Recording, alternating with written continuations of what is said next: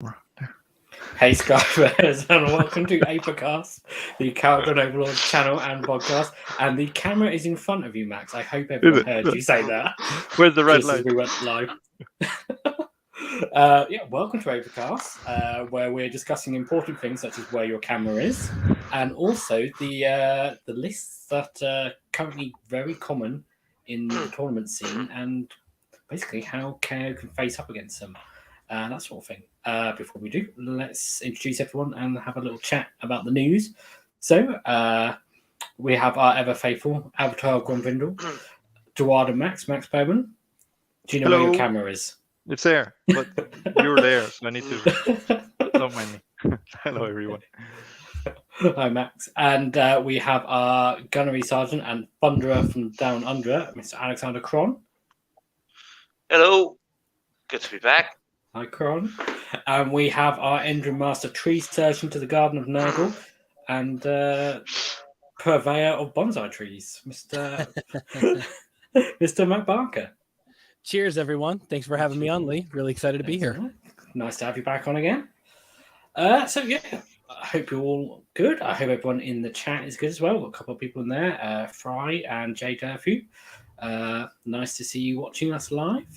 Let us know how you are if you're in the chat. So, news. What news do we have? Dragons are finally here-ish. Yay. They're on pre-order. Kind of. Pre-order today. They're almost here. Dragons 6 are coming. months.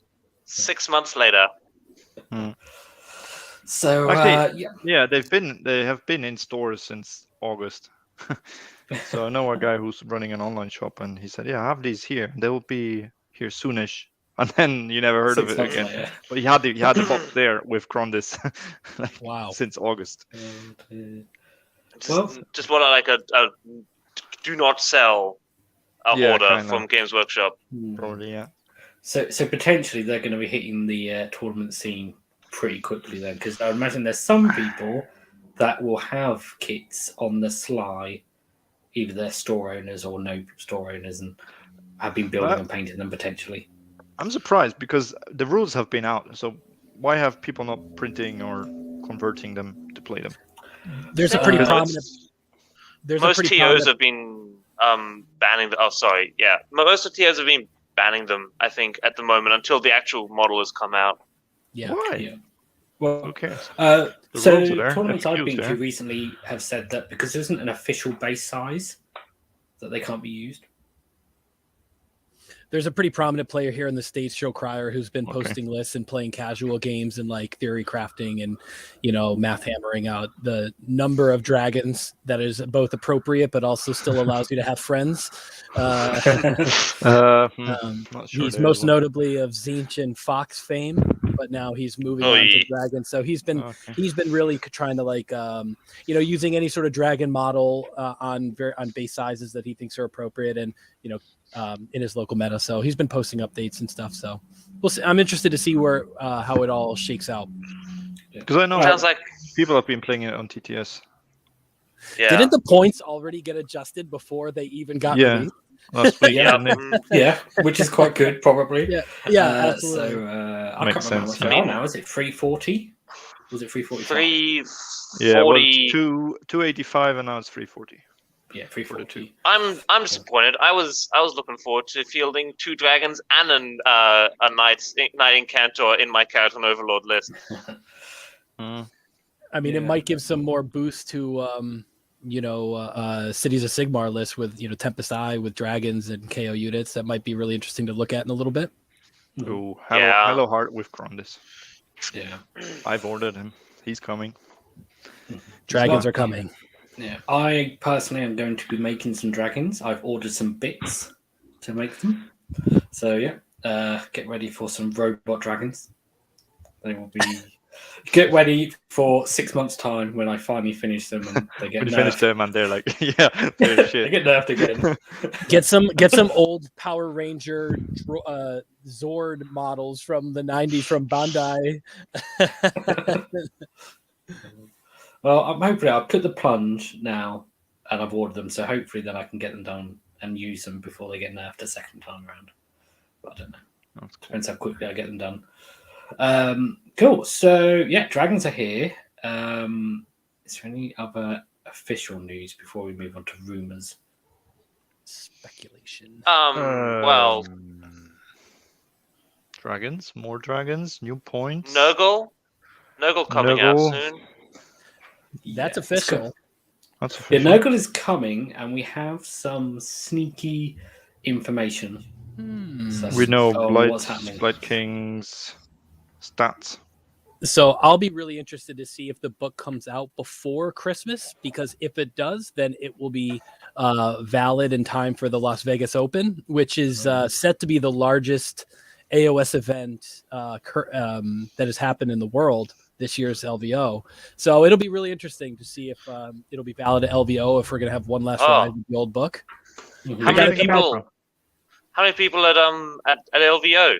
Should be over 200 if I'm correct. Some number over 200, because it's sold out in just a couple of minutes. So I've got my ticket. Yeah. I'll be there for about a week and a half, and there'll be a Warhammer tournament somewhere in that. Gambling and booze. CanCon reach 220. Ooh. See if it gets bigger. Okay. All right. Challenge accepted. See if you can do better than us Australians. Well, that's the gauntlet laid. Okay, so can I talk about some rumors that I know through some Mornar-esque channels? Yeah. Well, you can say it's Jeremy. He's been on the channel. Yeah. Jeremy, we know it's you. I have a teammate who saw the book. He doesn't have the book. He knows somebody that does, and he flipped through it and he gave me some intel. So, and there's been some leaks here and there. So Blight Kings reportedly with 5 wounds, but that's only based off the Underworld's Warband war scroll that was released. So there's still some, curiosities there, because we all know how there's differences between the KO Underworld's Warband and the real stats and the rest of the war scrolls. So that would be interesting, because that would mean they count as 2 models for objectives. But we know confirmed that they're getting 5 attacks base, previously at 3, and they're also getting natural -1 rend. Those are both confirmed. Rumored points to be north of 200, thinking like 215, 210, 220, somewhere in that range. So 5 wounds would make sense at that points level for 5.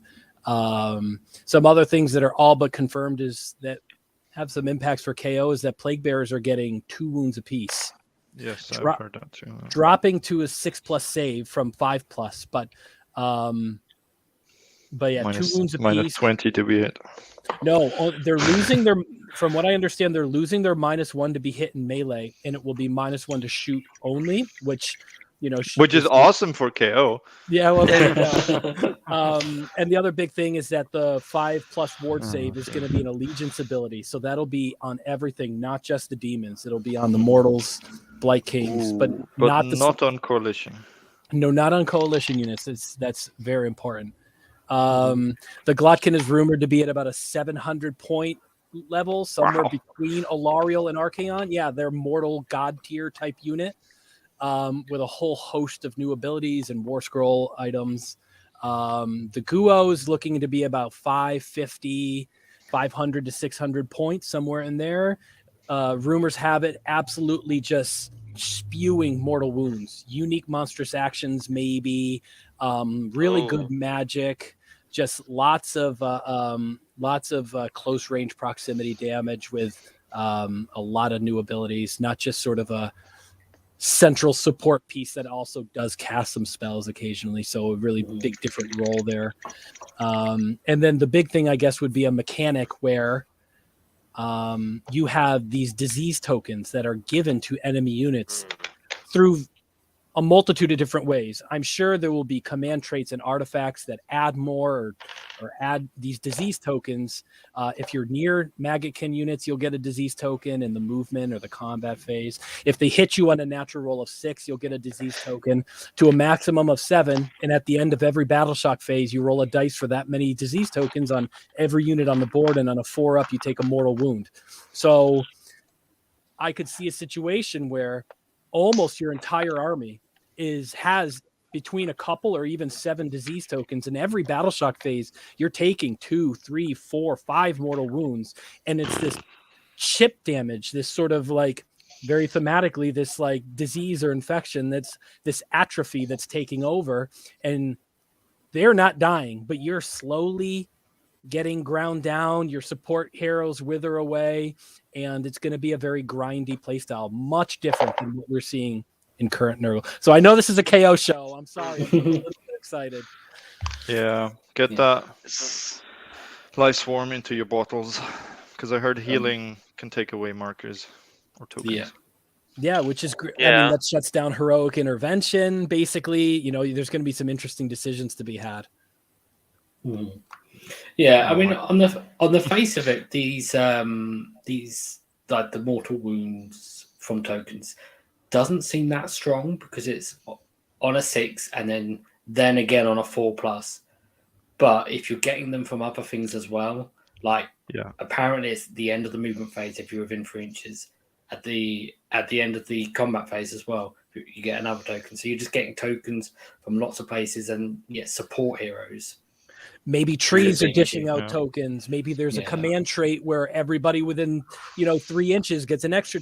So I can imagine a situation where this book is designed that almost every unit in your army has 4, 5, 6, 7 constantly, and you're just slow ticking damage. There's a command trait where everything within a certain radius, 3, 7 inches, something like that, no command abilities. No units within that radius cannot use command abilities.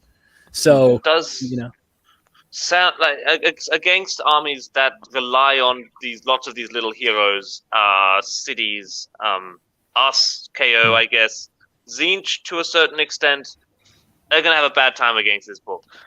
Yep. I don't know if it's gonna do much to Gargants. I feel like they're just gonna step on you.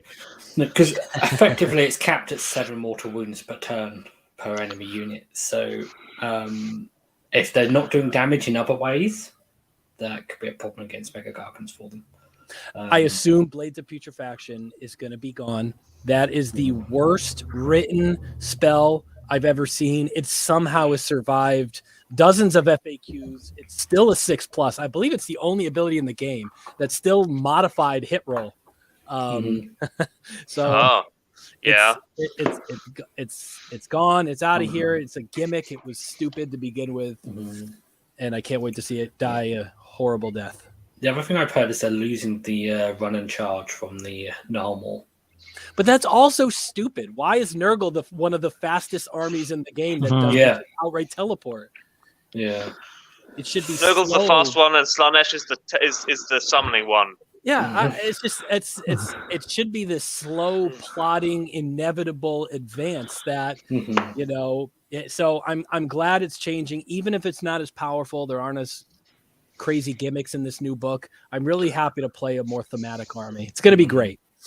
Yeah, it's going to be interesting to see how much they can inflict tokens or mortal wounds on you from range. Because I'm hearing there's a lot of range damage in this book. I'll be pretty short ranged, 7, 12, but there is a lot more range damage.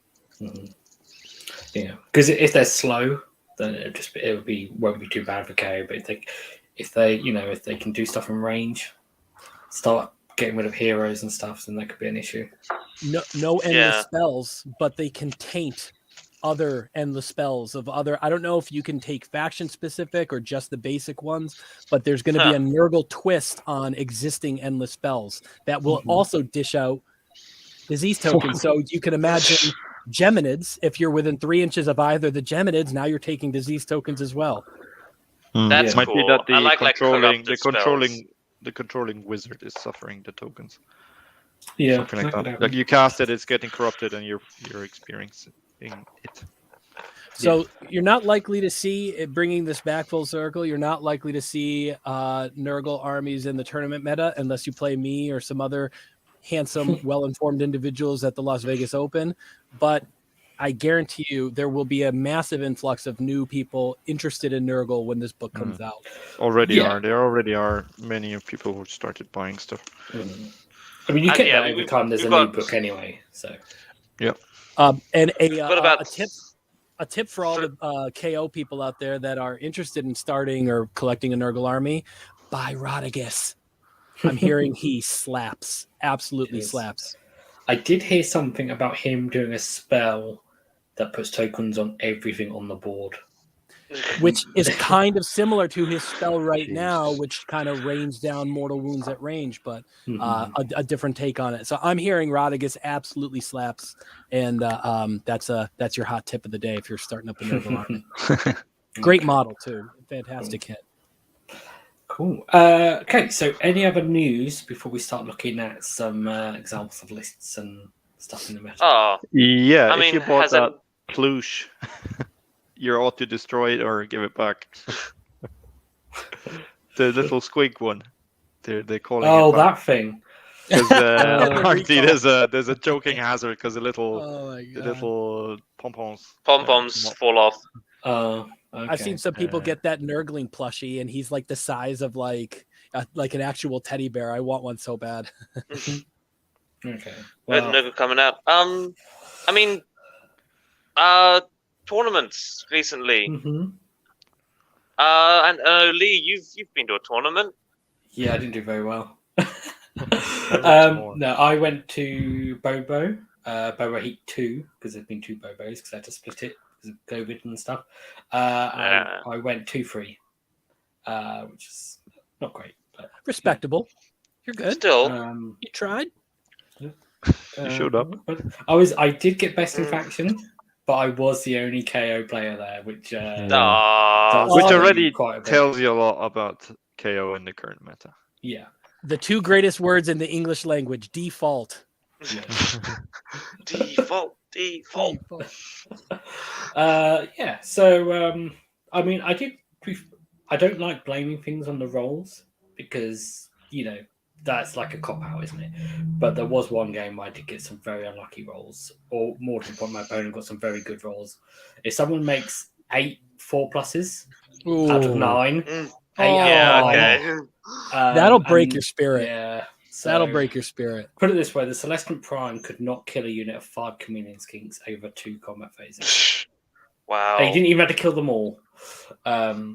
But yeah. Womp, womp, womp. So yeah, that's why he's been replaced with dragons. He's down. He's out. And then when I roll badly with the dragons, I replace them with something else. God, now I really want to do like a Kharadron Mighty Morphin Power Rangers dragon theme now. It's okay. I had a terrible game yesterday. Warp Lightning Vortex totally stabbed me in the back. Over and over. Rolling against the enemy is like 1, 2, 1, 2, whatever. Against this one unit of Thunderers, 6. They took 18 mortal wounds off of this thing. Oh, ouch. And it killed an Ironclad in combat with a dragon that I really needed to just do those last couple wounds. Yeah, don't dive into your Warp Lightning Vortex, Admirals. It's bad. Been telling you for ages. Don't fly into your vortex. So anyone else been to tournaments recently? I've been to it's been in early November. I've been to one, but these are all 1 days, 3 games. I played KO on the one, which with a very similar list to yours, with Prime Zilfin, but with the flare pistol instead of the orb. Lost my first game against Stormcast. I tabled him, but I had no battle tactic I could do at the end, so that lost me the game. Those points. Ouch. I won the second one against Ironjawz because a Maw-Krusha on 1-inch move doesn't do anything. Love that.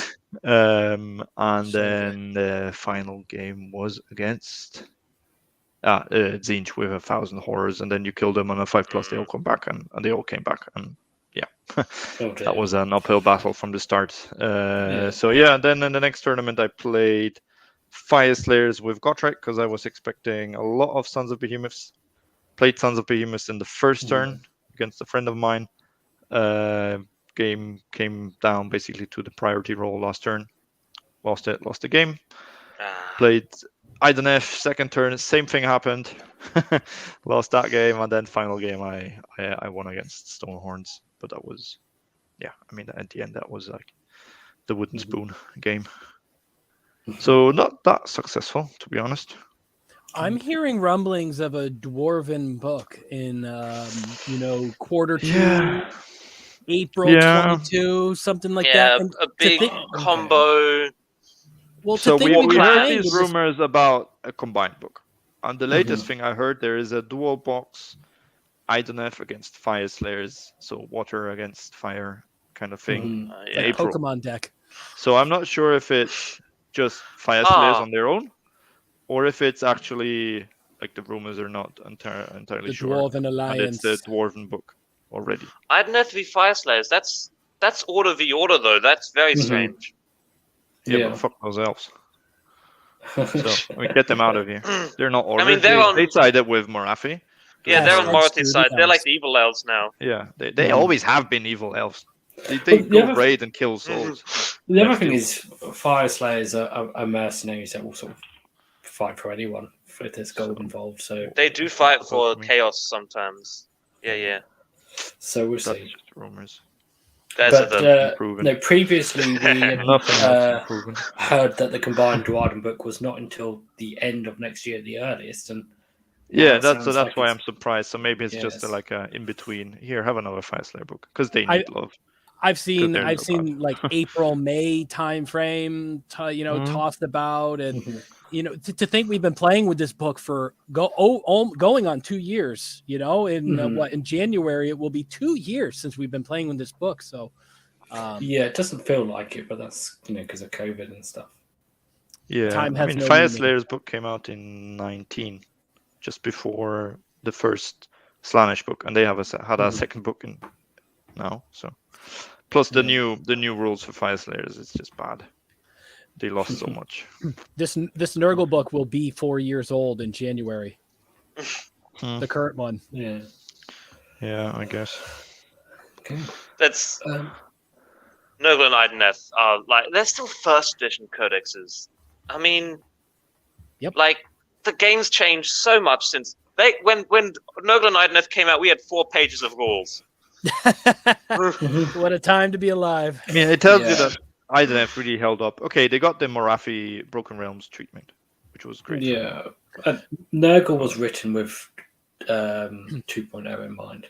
So they were a first edition book, but they were for 2.0.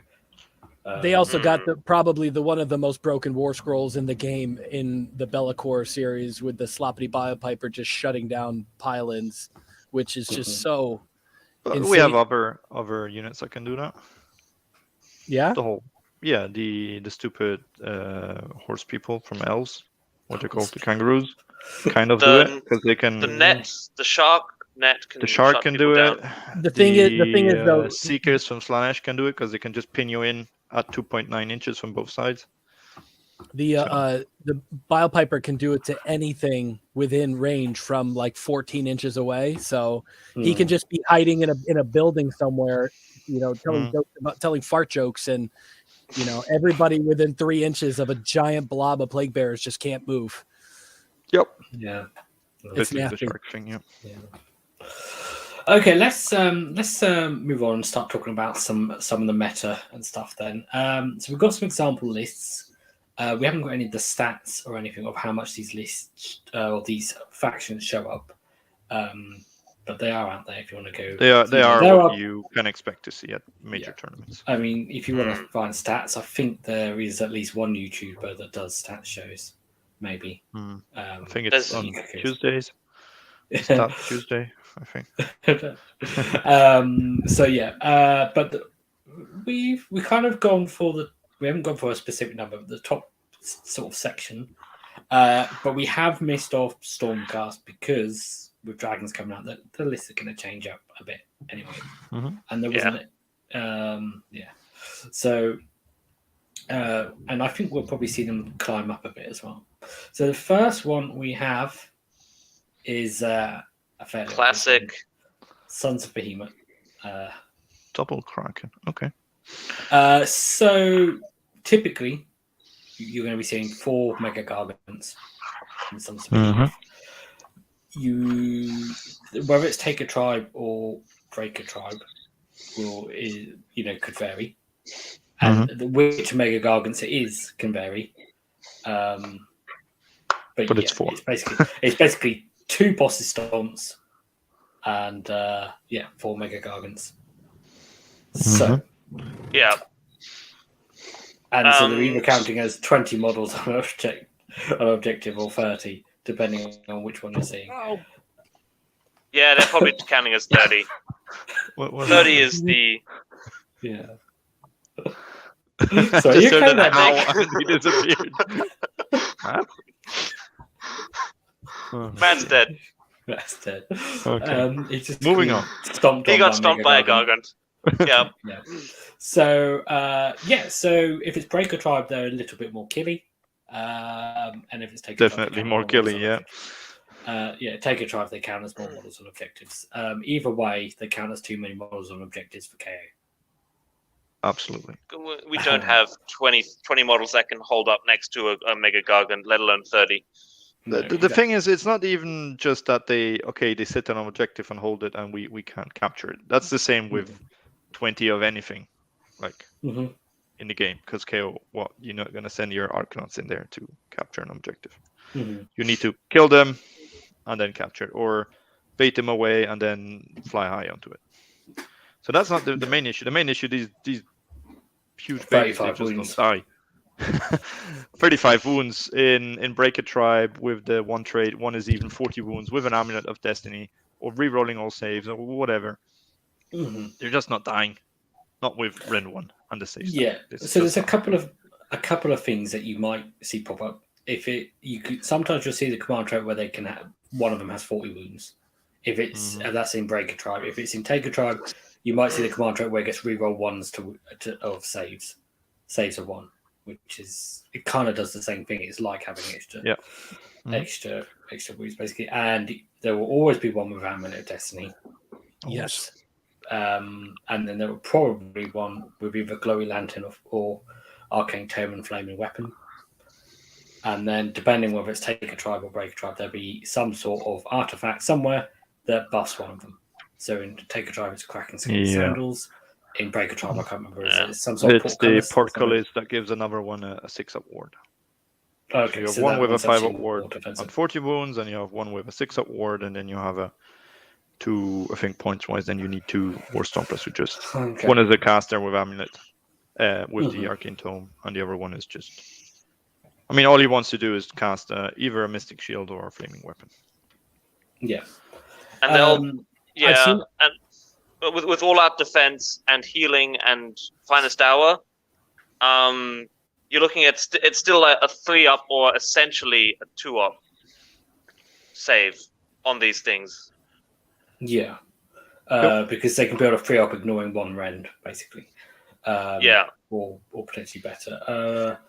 I've seen a variation on this list where instead of the second Kraken Eater, you take 3 of the baby Gargants, and in the Taker Tribe, they count as 45 models on objectives. So, your move. Yeah. I mean, at least with the smaller ones, you can sort of take one out, and then they lose a load of models on the objective, and then you take the second one out. They only have 12 wounds and a 5-up save, correct? So you can kill the little ones. The little ones are no problem. It's the big ones. Usually now they play 4 because they want to take the White Dwarf battalion for the 4 artifacts. That's what they want to do. I've not seen small ones in a long time. No, me neither. Because then you also end up awkward points. Yeah, I think. And then the one thing we should mention as well is the Kraken Eaters, which if it's Break a Tribe, you might not even see Kraken Eaters, but they can kick objectives, which against KO is a little bit annoying because if they can sort of kick them forwards and then they keep the objectives with them and then come towards yours, so you can't just fly off behind them and land on. It's also after they've left them. Pretty nuts on some missions where the points for the objectives are based on where they're located on the board. Yes. I forget what the name of the thing is, but when you've got those 4 objectives and they run up to the middle ones, Savage kick them into your something. Savage Gains. Savage Gains, I think. possibly, yeah. They run onto the middle ones, kick them into your territory a bit. Now those middle ones are counting as 4 for them and 1 for you. Well, there's I can't remember if it's Savage Games or not. The one where it's in like a diamond, and yours is worth 1 to you but 4 to your opponent. I think that's what I'm talking about. They kick that one forwards, and therefore it's worth 2 for them, and only 2 for you rather than 4 for you. So basically, in their first turn, they can just kick theirs forward, and then even if they don't. Nothing really changes the rest of the game. They're in the lead and they're getting more points for their objective than you're getting for yours. I mean, we always had that problem with Border War and Battle for the Past. It's the same. Yeah. It's the same problem, same units, same principle. I don't know if it's a trait changed. or an artifact, but I'm surprised more Suns players don't take the ability to kick the objective 3d6 instead of 2d6 and just avoid the randomness of rolling a 3 or 4 inch roll. And but hey, there's certainly smarter players than me. So Well, potentially, because that's a trait. They have That's the strong right foot trait, I believe. yeah, exactly. They have the And then you need to reputation of make being the the Kraken easy a army. general. Is that a soccer term? Like from soccer? Well, it's not really a term used in football. So first of all, we don't call it. It kind of makes sense. It comes from that. I knew I would get Max to say something. So, I mean, the issue with Sons of Behemoth is the wisdom is you try and go for the one that's most on its own. Hopefully, that's not one with Amulet of Destiny and try and kill it. And then Now, here's some tournament experience that I had trying to do this at Bobo. I did 17 wounds to the Mega Gargant. I wasn't expecting to. You need more than that. I wasn't expecting to kill it, but I was kind of hoping then, by the time it charged in their turn, and I unleashed hell and did the last word, that I would have done enough in my shooting phase, Right. to finish it off in their turn.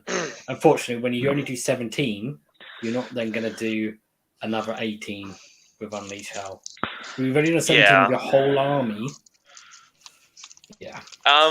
So to give you an idea, I've kind of averaged it out.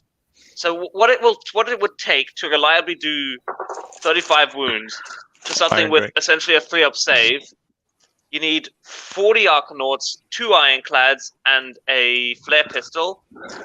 That'll do it. all within 9 of a single one. Yeah. That'll do it. The trouble is, the closer you are to one, then the closer you are to the others, probably as well. And that's the thing. They always have 3 in a bunch because they run the free for the 3 points because being monsters, and then 1 is alone, and they don't really care about that one. Sure. Go ahead and kill him, and then. Yeah, so that'll kill 1. Then the other 3 are going to turn around, smush all your Arcanauts, and now you've got 2 Ironclads. That's not going to kill another one. Not really, no. Or if you lose your Ironclad, then that's not great either, because that's what happened in my game. So I did 17 damage in my first shooting phase. In my second shooting phase, tell you what, I'll let you guys guess. How much damage do you think I did, bearing in mind I've lost my Ironclad? I hadn't lost anything else. 5. Yeah, but between 3 and 6. 1 damage. My whole army Matt wins. did 1 damage. Wow. That's awful. Yeah. That's almost more insulting than doing nothing, right? Like, yes. Oh, sure. You get 1. You get 1 through. Yeah. I mean, I've got a list at the moment that it's 2 Ironclads and 20 Thunderers. That usually kills 1. At least the non-Amulet Destiny one. But then it just gets charged and. The problem is 1 Ren doesn't do nothing. No. And they can save stack to a 2+ easily. And then Rend 1 in 3rd edition might as well be Rend 0. Yeah, because of that's all why of defense. It just Arcanaut stonks. Yeah, that's why you're not paying for Ren. You're getting more shots per. My Lords. My experience against Suns in a tournament using my Mornar list from back in the day with the Ironclad, with the Ram, and the Double Engine Master, I was able to take out his only. Now he was playing the Stomper tribe with the 1 Gargan and 9 of the babies back when that was popular, and I put 12 engine riggers, which you can't do anymore, with the flare pistol and their gold and the Ironclad and the gun hauler and the charge and the 2 engine masters, and I just barely managed to take him out. And that was, it was just like, how do you kill these things? This army is a DPS check, and it is. Yes. And KO don't have it. We do not have the DPS for that. That's such a misconception about Kharadron Overlords, that they're just a absolute shooting. Your whole army is gone. I mean, there are those builds geared toward that, but that's what we used to be, but not in 3rd edition. Okay, so problem solving. If you come up against Sons of Behemat, what do you do? Yeah, you offer a draw and get a drink. Max, come on. Go on, man. Try and screen, so because you can move faster than them. You can get onto their edge of the objective and kind of screen it off so that they can't charge onto that objective turn 1. So you can just throw out like little chaff lines to basically physically stop them, which at least work the first time. The second time they'll probably just charge over. But you can keep them off the objective 1 turn like that. But you can do that with 1 unit with Zilfin. You move the boat, okay, get him out. The rest of the army cannot move and get out because of stupid garrison rules. You can just do it with boats, like just literally just put a line of gun haulers around this thing. That seems like a waste of gun haulers. Like you're just giving him gun haulers at that point. Ironclads can survive 1 round usually if you allow to fence them. Against a Gargant. I think that depends on the Gargant and whether it's got not like a Gate Crasher with his Ren 2 or Ren 3 free damage attacks. You will not be able to DPS them out of the game. So your only play is to play to the objectives, play to the strength, take where your army, with however you've built it, is strongest, and apply that leverage to the objectives and hope that you can outmaneuver, outplay, focus on battle tactics, focus on grand strategies, and try to scrape out a win, because this is a hard matchup for KO. But that's the problem. They always get extra points for doing everything with monsters. So that's already an uphill battle to stay on par with battle tactics.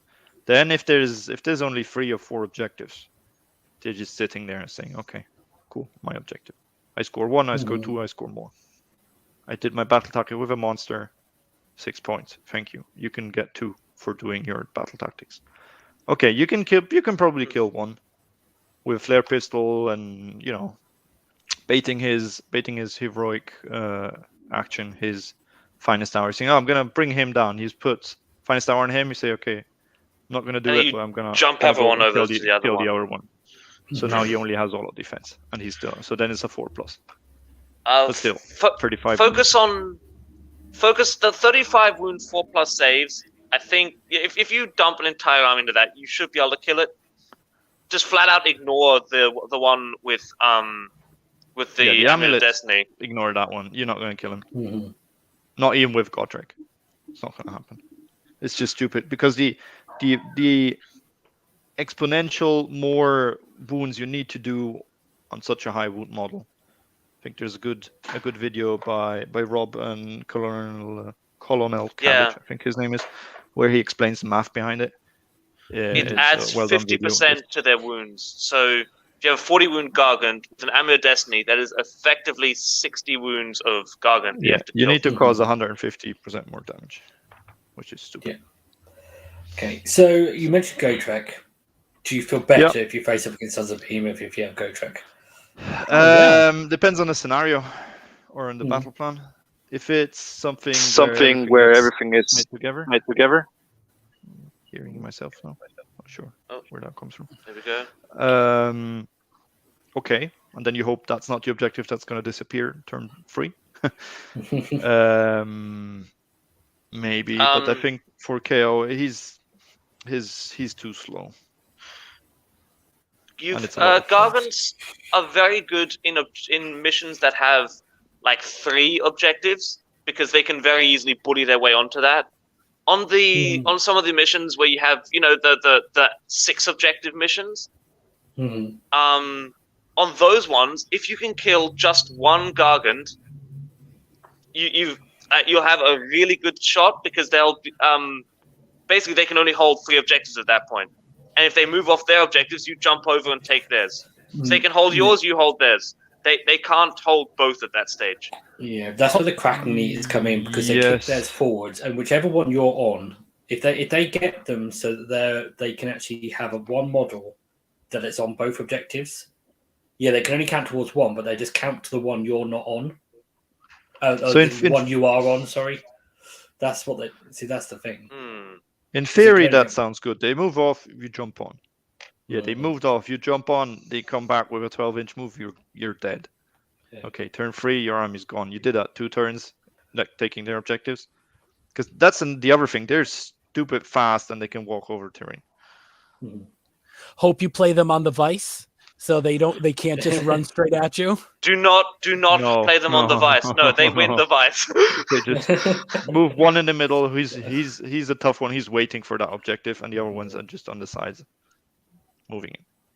And once there's one objective, there's nothing you can do. And that's the next thing. Then they are, unless you kill all of them, they're gonna guarantee score their strategy, because it's like keep monsters alive or battle line or whatever it is, because they are everything.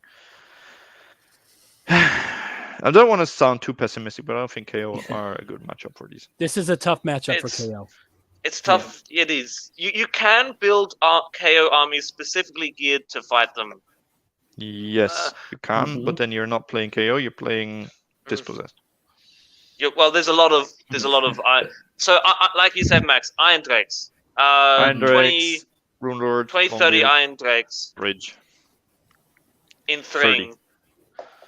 In Thring. With rerolling 1s, exploding 6s, hitting on 2s, wounding on 2s, rerolling 1s, 2 Ren from the Runelord Prayer, and then 1 damage.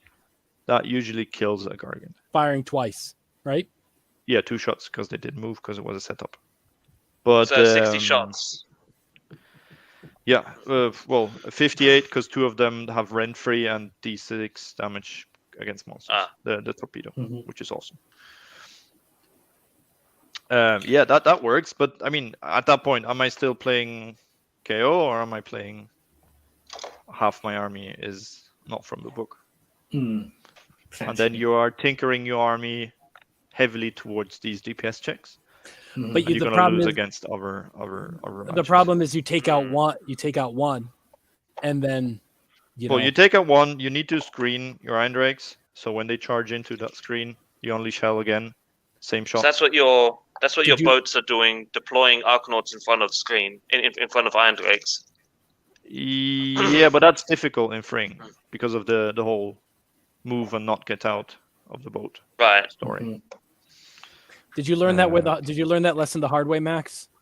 I don't want to spoil the bat trap. Okay, all right. But yes, I learned that the hard way.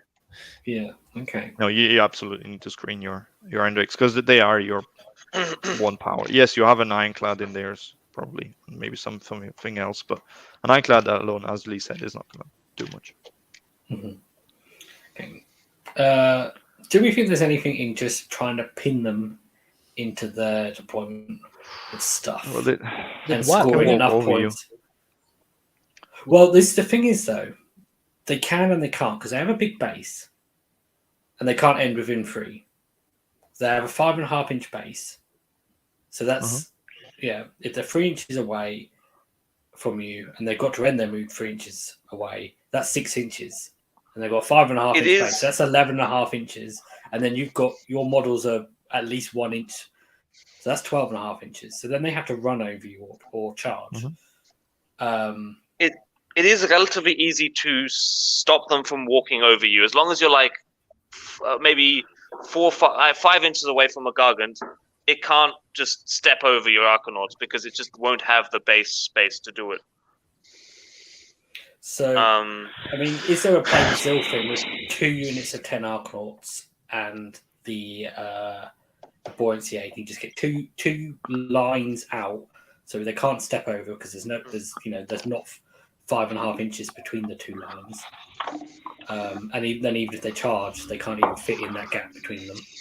And so they just spend a turn killing a unit of Arcanauts. Next turn, they kill another unit of Arcanauts. And you're stopping them, and you just for 2 turns you stop them moving into the board. Yeah, while you just rack up as many points as you can.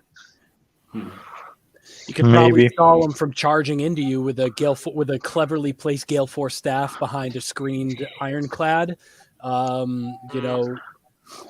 Yeah, that's the other play. You can control them with Mornar, but then you still have the problem you're not going to score. You're not getting on the objective. Yeah, you're stopping them from charging you. You're not killing them. You're not getting onto objectives. Or just thought as well, because they can step over endless spells. In fact, everyone can now. But they still can't land on. They still can't land on them as well. So that's another thing you can use to sort of deny them places to move to. So you can use a rat trap is nice, but what other endless spells are really big field like the Gravetide? Yeah, that's big. Realm Scourge Rupture. Yeah, that's what I was about to say. It's a Rupture. But again, if you start doing things like that, you're tailoring your list a little bit. Exactly. The problem with the Realm Scourge Rupture is that you can cast it, sure, but you can't control it, and nothing happens if you're within 30 inches of it. So you have to let it go and then get out of 30 inches. So then it becomes wild. So, so it's a little tough. Okay, so let's wrap this Sons of Behemoth bit up. Yep. First of all, I guess, hope you don't come up against them. Well, they're getting less and less now because of the meta is shifting against them. Dragons. If you do come up against them, what is your first thoughts to try and do? Have a drink. Do you take first to at least try and get some points on the board, or do you give them the turn? You gotta give them the turn. Give them the turn, yeah. Because they cannot reach your first turn, so at least you have a chance of a double turn. Maybe kill one. You gotta give them the turn. How much a second one? If you kill 2, then you got a game. Now you're in business, yeah. It's tough. Okay. Sorry, guys. Okay. Let's move on then. So next we have Ironjawz. Oh boy. So, example list we have here is double Maw-Krusha, which is becoming quite common. I mean, we didn't go for the stats. We didn't have the stats, but they weren't showing up in much in the stats, and then recently have just surged. So you expect to see them more and more over the coming weeks and months.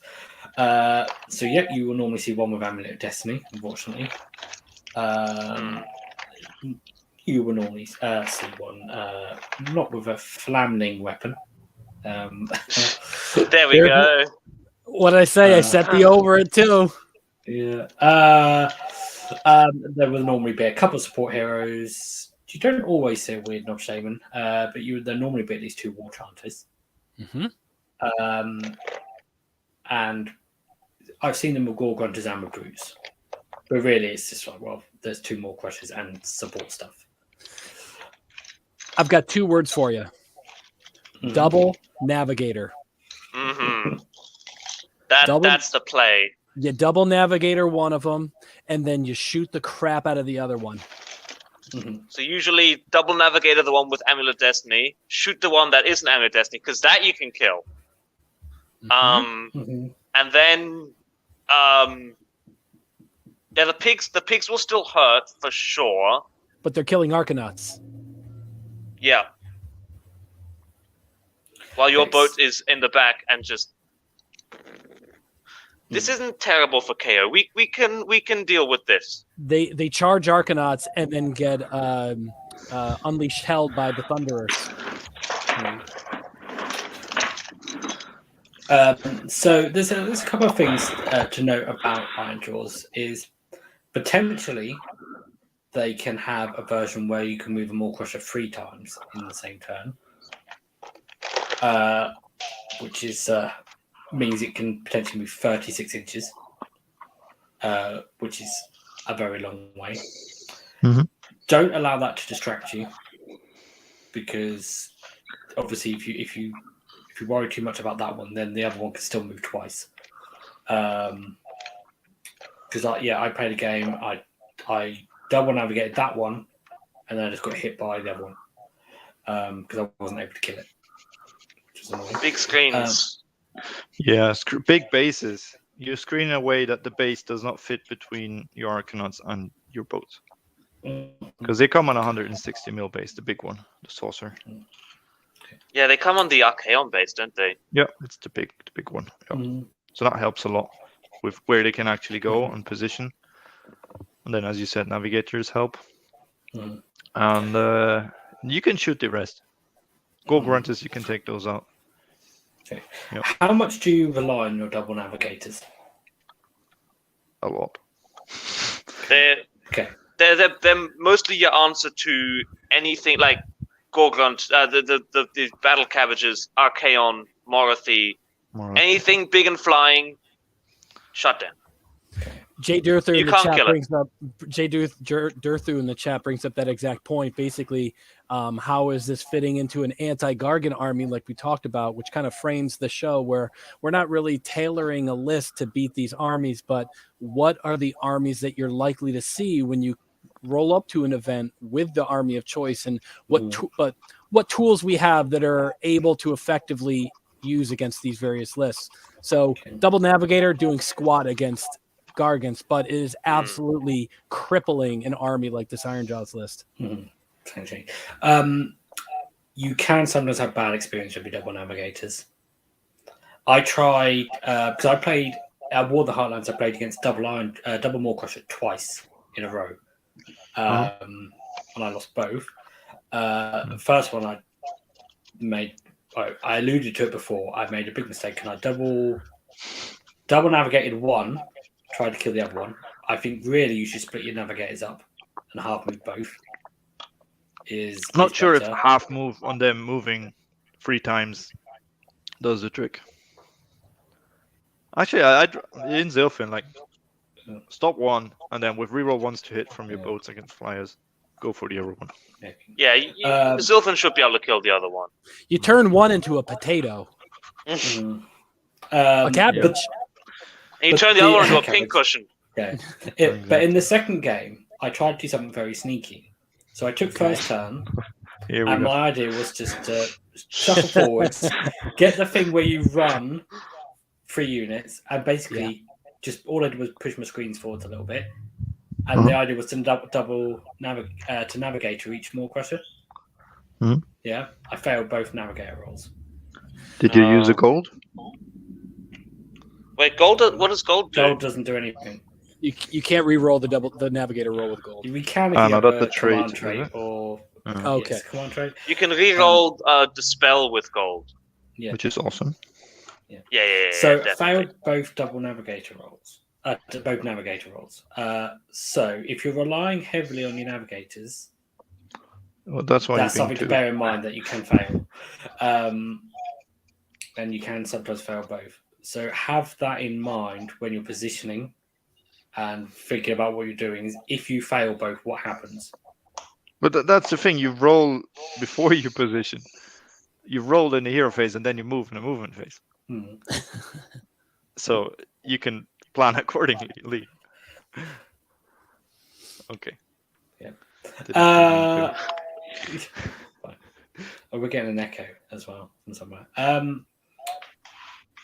So I've lost my train of thought now. The other thing is they have movement shenanigans. The echo got worse. Movement shenanigans coming out of everywhere. So because I didn't just get hit by 2 Maw-Krushas, I got hit by a big unit of brutes. Charged 15 inches. So beware of that War Chanter and his whichever beat it is. Could it be? Is that the one that That's some 3d6 charge. I think Killer Beak gives them the extra no. damage. Get 'em beat is the 3d6. Get 'em beat. Okay, get 'em beat. Yeah, that makes sense. So if they have get 'em beat, bear that in mind, because 3d6 charges can sometimes spike very high and catch you out. And the other thing is the new version of Mighty Destroyers and how they interact with command abilities, because they can spend a command ability on 3 units every time they use command ability for a command point. So they can all out defense 3 units, or run 6 3 units, or all out attack 3 units, or hero phase move 3 units, which is a big deal. And because they can charge in the hero phase, if they charge in the hero phase, you can't unleash hell. If they move in the hero phase and move within 9, you can't redeploy. So there's a lot of things where they're getting around your reactions that you can do. Yeah, charging the hero phase, and then they stop the hang on. Difficulties. You get around the you can't unleash hell, you can't last word them. They just if they'll just charge you, and then there's nothing you can really do about it. How is last word worded? Does it say finish the charge move, or finish at the end of the charge phase? In this phase? No. The enemy unit that you can shoot at must finish the charge move. But is it in that phase, or just finish the charge move? I think it's meant to charge that phase. I'd have to double check. But I think if you're relying purely on the last word, that's not going to do much. It's unleash hell plus last word is good. Last word on its own, less so. So I mean, with these things in mind, the extra movement shenanigans and stuff, it's probably something you really need to know if you're playing on more Nar build, mostly. Yep. Because you're playing that sort of control. I'm going to try and again, things like Gale Force Stave only works in the charge phase. So if they're charging in another phase, you can't stop them from charging. And it's surprising how it interacts. I don't think it's until you play it or you sort of work out how it's going to happen, the sort of things they can do. Because just by, even if they're only charging a rubbish unit in the hero phase, that stops you unleashing hell on another unit later.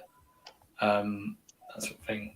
Or by moving a unit in the hero phase, that means they can charge that unit before the Maw-Krusha, so you can't unleash hell on the Maw-Krusha. But unlike Sons of Behemoth, they are killable. If is Ilfin, the reroll ones is very, very nice. Even in Fring, yeah.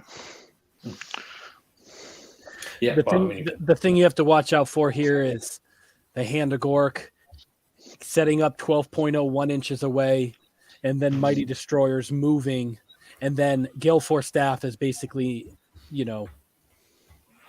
avoided in that sense because they're only going to be 3 inches away. Yeah. But basically you want screens against Ironjawz. Yeah, you need to screen. And then you should be okay. You can shut down one mega boss if you don't roll like Lee.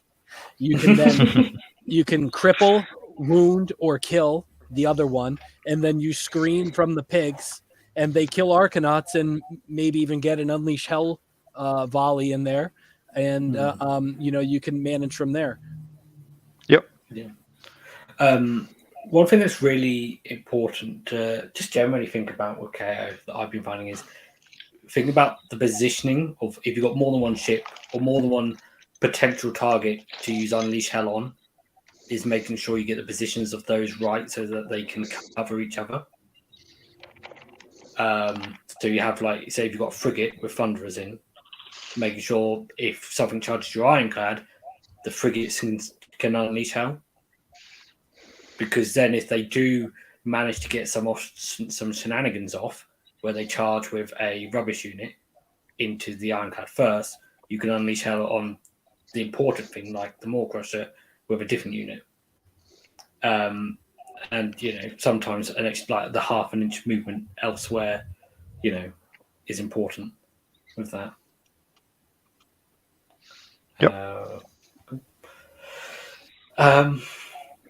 Anything else with Ironjawz? No, I think they have some shenanigans, but basically they're a rather fair army. I mean, they go forward and they try to smash you. That's what they're trying to do. Yeah. They're not unkillable, which is nice. No, not at all. No, you can absolutely win. I have yet to lose a game against Ironjawz. They are very dangerous, though. If your positioning is poor or you don't screen well, they will absolutely exploit that mistake. Mm-hmm. Oh, when they get in, they're gonna smack. They're good at killing stuff. Mm-hmm. But, if don't let them. If they tell you they've got one that's got like defensive buffs and one's got offensive buffs, don't let that think that defensive buff one is not going to be killy, because it will be. They're both killy. One thing is with the Maw-Krushas, with their ability, with their stomp, their monstrous stomp is much more powerful than the regular one, because they can add, I think, 3 to the roll and 3 to the D6 or something, plus D6 plus 3 to the damage and so on. Yeah, they can do a lot more into that. They can do a lot of mortal wounds. So either Hunters of the Heartlands or don't get charged. Yeah. Okay, let's move on, because we're an hour in already. So, Daughters of Khaine next. Krohn, you are a resident expert on Daughters of Khaine, because you've been picking up snake ladies. You're a dirty elf. Yeah. So do you want to take the helm for this one and do some explainings? Sure. I mean, so the big thing that this list. I mean, where'd you get this list from? I deleted the wrong one. Oh no! I guess this is the right one. Was this at an event? Did someone take this? This list comes from my good friend James O'Brien, who's one of the better players in the US on the ITC. He's currently the #1 ranked Daughters of Khaine player on the ITC. Okay. All right. Well, I guess the big thing that this would do is, like, you have little Morathi and 15 Bloodstalkers. So Bloodstalkers are your Bowsnakes. They got 24-inch range, and shoot 30 shots. 3s and 3s, 6s to hit, do mortal wounds, and they rend 1, damage 1. And they'll shoot in the hero phase, and they'll shoot in the shooting phase. So 60 shots. Command point, yeah. So they need her, right, to do that? Yeah, they need little Morathi to do that. So it's range 24. In the hero phase. In the shooting phase, they move 8, and then they shoot, so it's the range 32. You can't really stop them from hitting you in the shooting phase. You might be able to screen them out in the hero phase, at least for the first turn. You can stay apart. If you're 22 inches apart, you can stay 2 inches back, and you're fine. Yeah. And then, Morathi will come out and smash something and be on the table for at least 2 turns. Mm-hmm. And witch elves will, like, with the buffs you can get here with and Razor and a Hag Queen, those witch elves are going to do a lot. They can run and charge. And the Heart of Fury is going to Heart of Fury is going to stop your boats from working so much. It doesn't really affect the Thunders, but it's the Seraphon trick of -1 damage to a minimum of 1. So it hurts your carbines. Agnar means they're going to have a 5-up ward save, which is fun. Everyone's got an Amulet of Destiny. Yeah, it just does a lot of damage, and it's the main play is that 60 shots coming from the Bloodstalkers. That will kill a boat. Let's get a couple obvious things out of the way here. Your Navigator's target is the Shadow Queen. Okay. Yes. And then you're going to be hitting her from anywhere on the table. So it's going to be hard for her to get into combat because she's going to be, if you've got one navigator, probably Does getting he into have combat at some mirror point. dance? Well, mirror dance. Yeah, he does. He can teleport. Yes.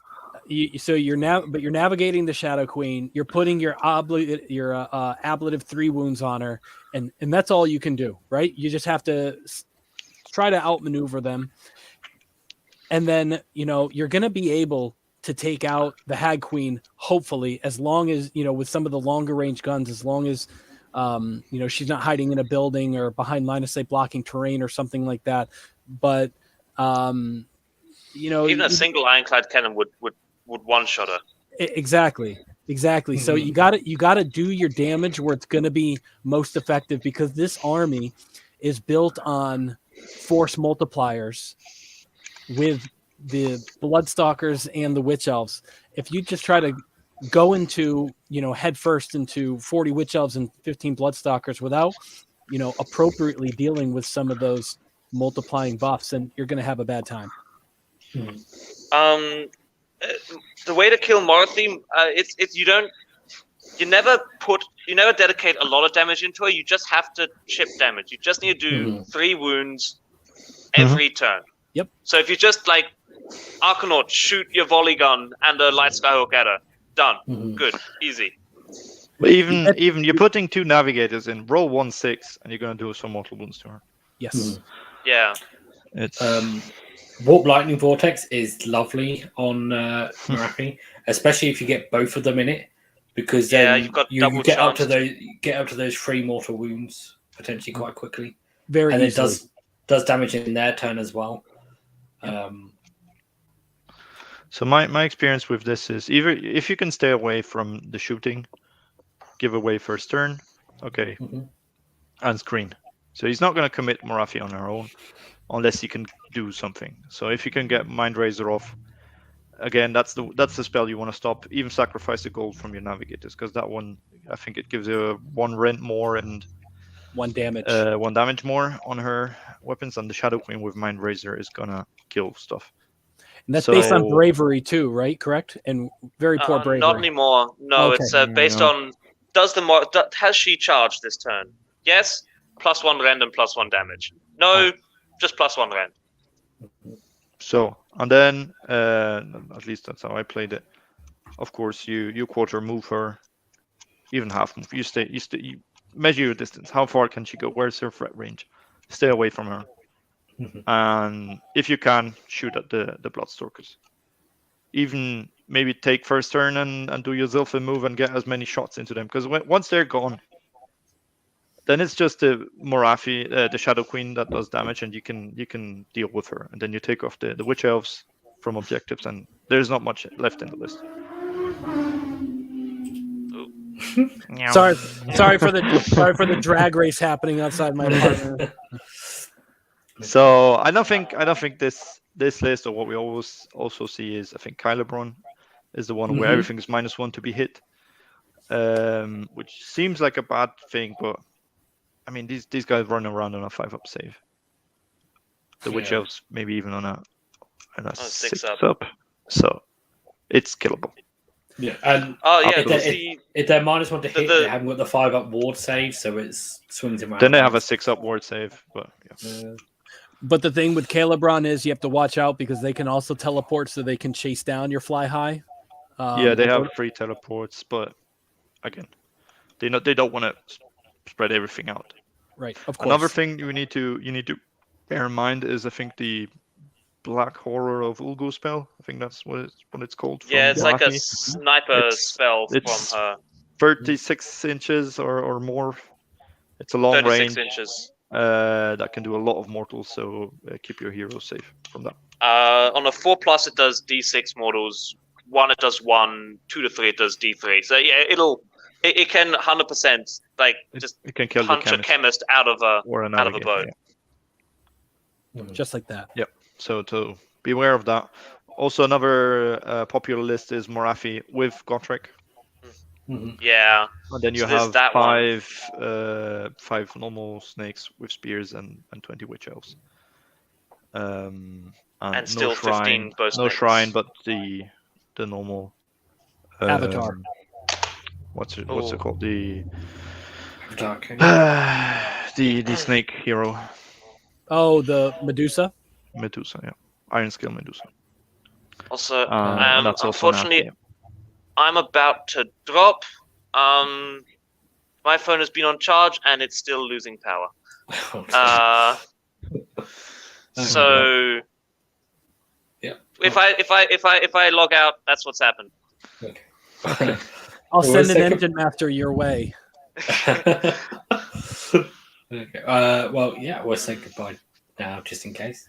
Thanks for coming on, Krohn. Yeah. I don't know how long. You'll probably survive like 20 minutes now. It's good weird. Walk the Oh plank. yeah. Okay. Glad I could help. It's good to be helped. All right, Okay. let's go to the next one. Okay, quickly.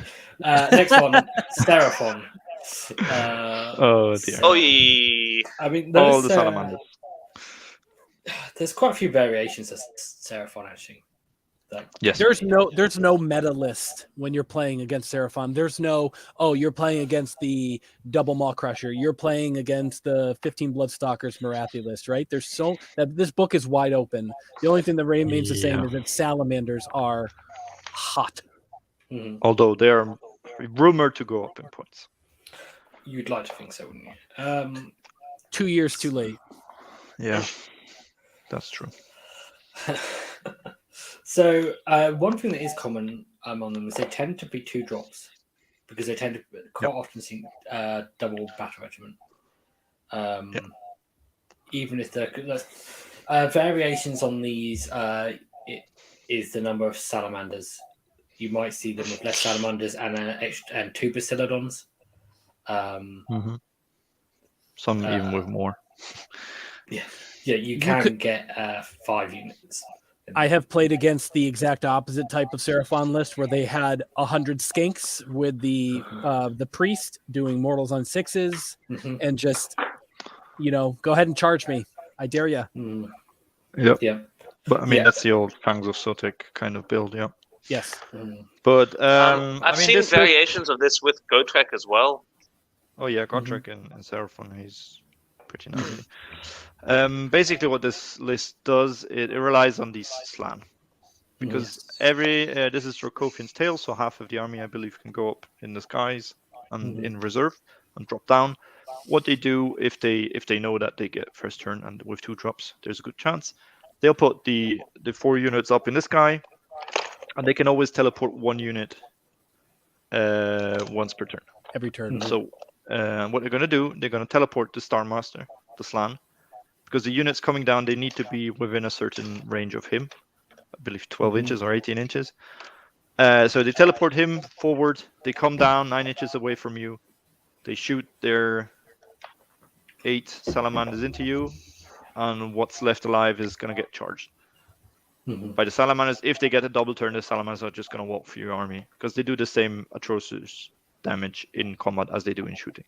Yes. And it's just stupid.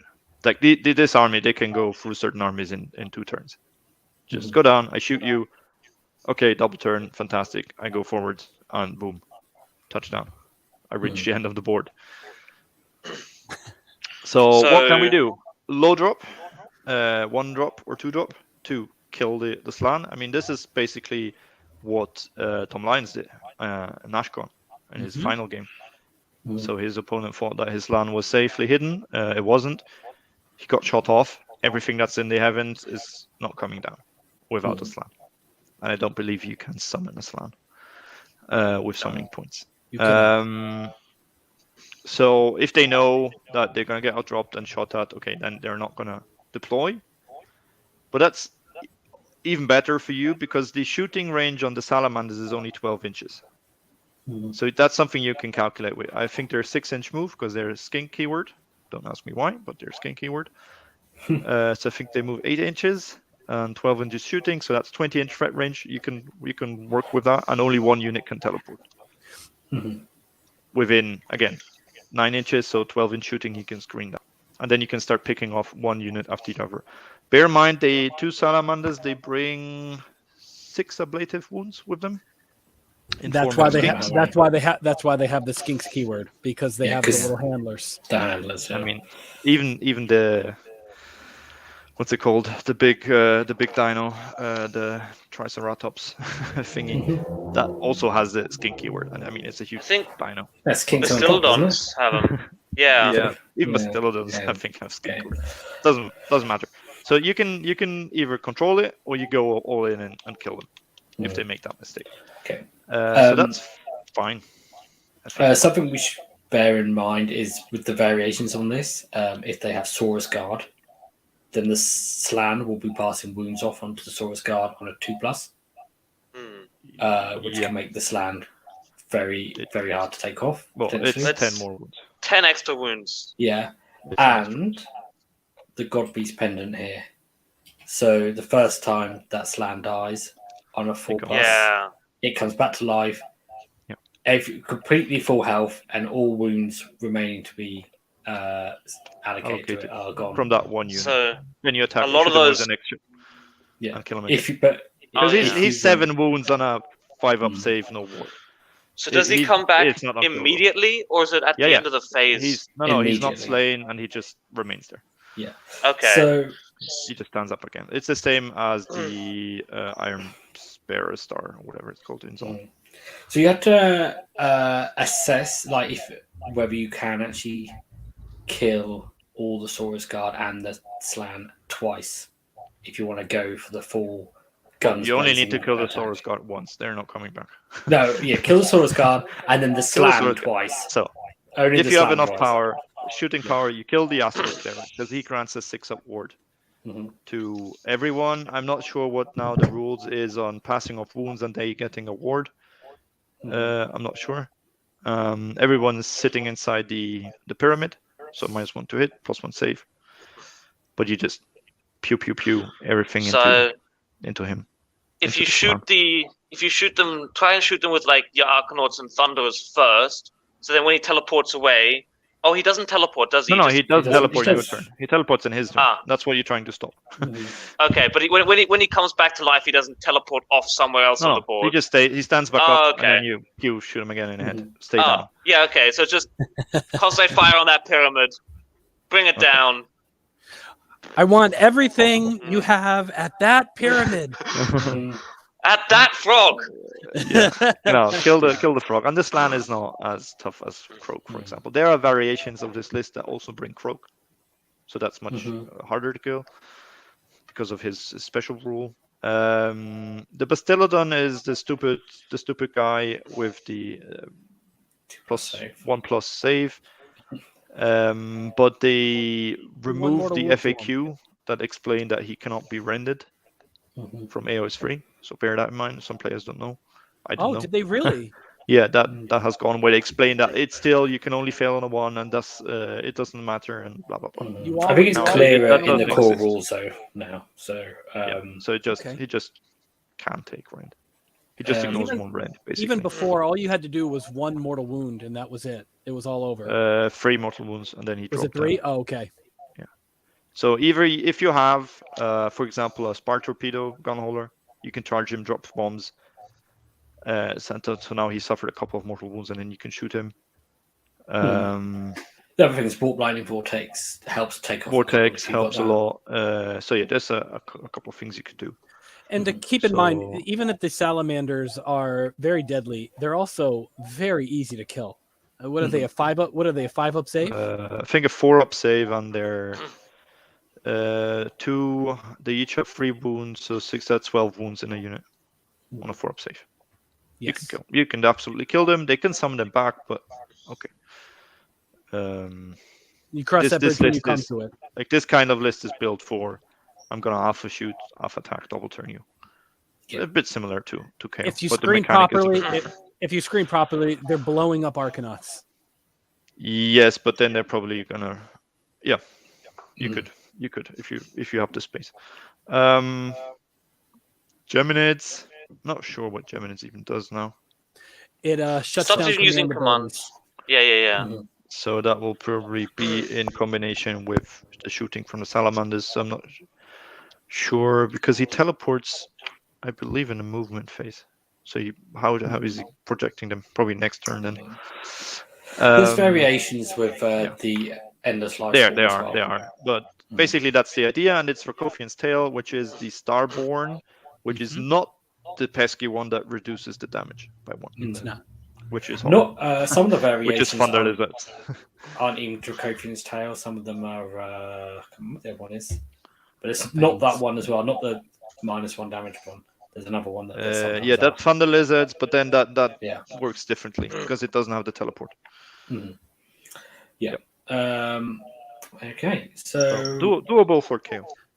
Yeah, this one is not too bad. I think the most important thing with pretty much all of these lists is just understanding how they work and being able to change your strategy depending on that. If you know what they're doing, you're halfway there to beating them. Okay. Do not be afraid to ask your opponent questions about their army. Don't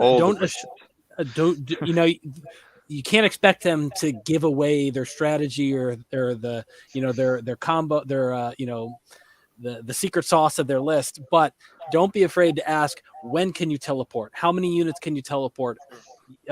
What's your summoning mechanic? Explain to me this artifact. Explain to me when can the salamanders come down?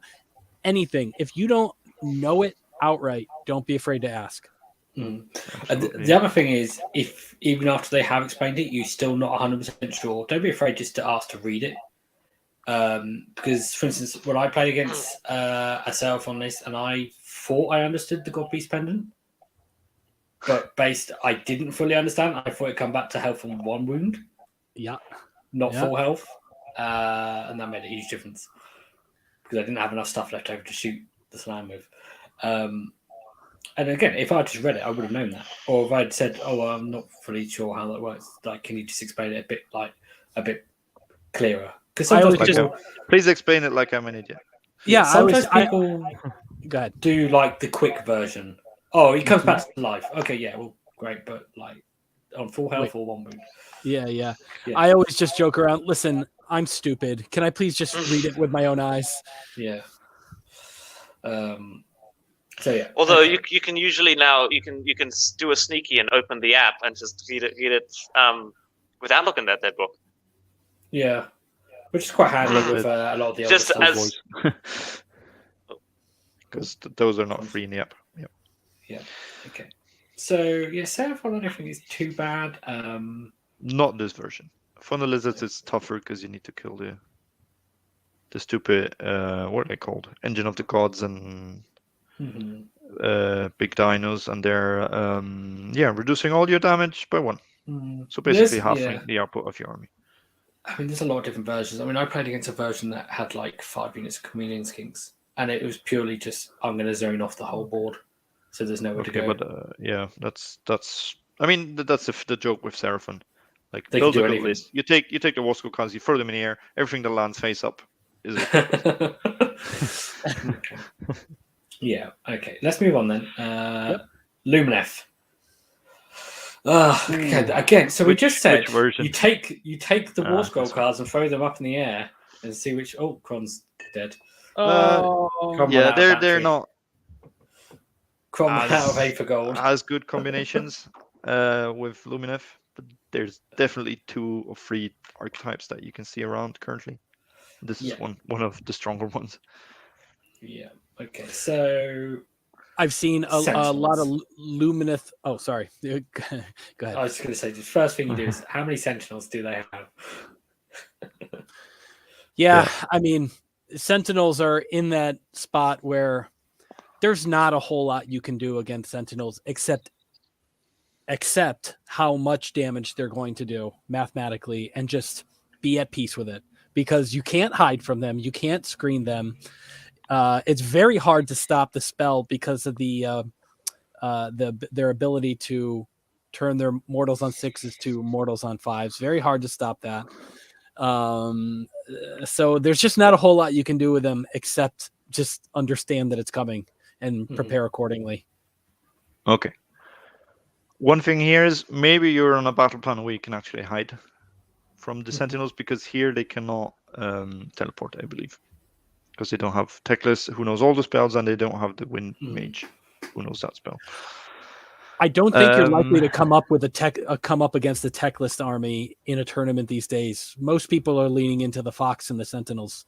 It's still good, but again, Sentinels are rumored to go up in points, hopefully, and Foxes are rumored to change their mechanic finally, where they're not moving in your end of shooting phase.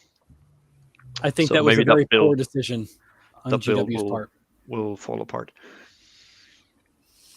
Nevertheless, currently they're here for KO. Either you go 1-drop and hope to alpha, then you just shoot off the Sentinels. I go out. They're on a 5-up save. These Sentinels, you can kill them. They don't have they're -1 to hit probably because they will set up in Shining Company, but it's not too bad because they're still on a 5-up save. And each one that dies is 1 shot less. You don't have to kill them all. You just have to neuter them. So you like to kill them all, because if you don't, then they will rally and Endless Life Swarm, and then they're back again. Yeah, although when things rally... have you ever seen someone rally and actually get a model back yet? Because I haven't. Yes. 5 iron breaks per turn. I've seen a guy return... I think on 10 dice he returned 8 Graveguard. Okay. Every time someone rallies against me, they get nothing. So I'm just like, go ahead. I mean, they have.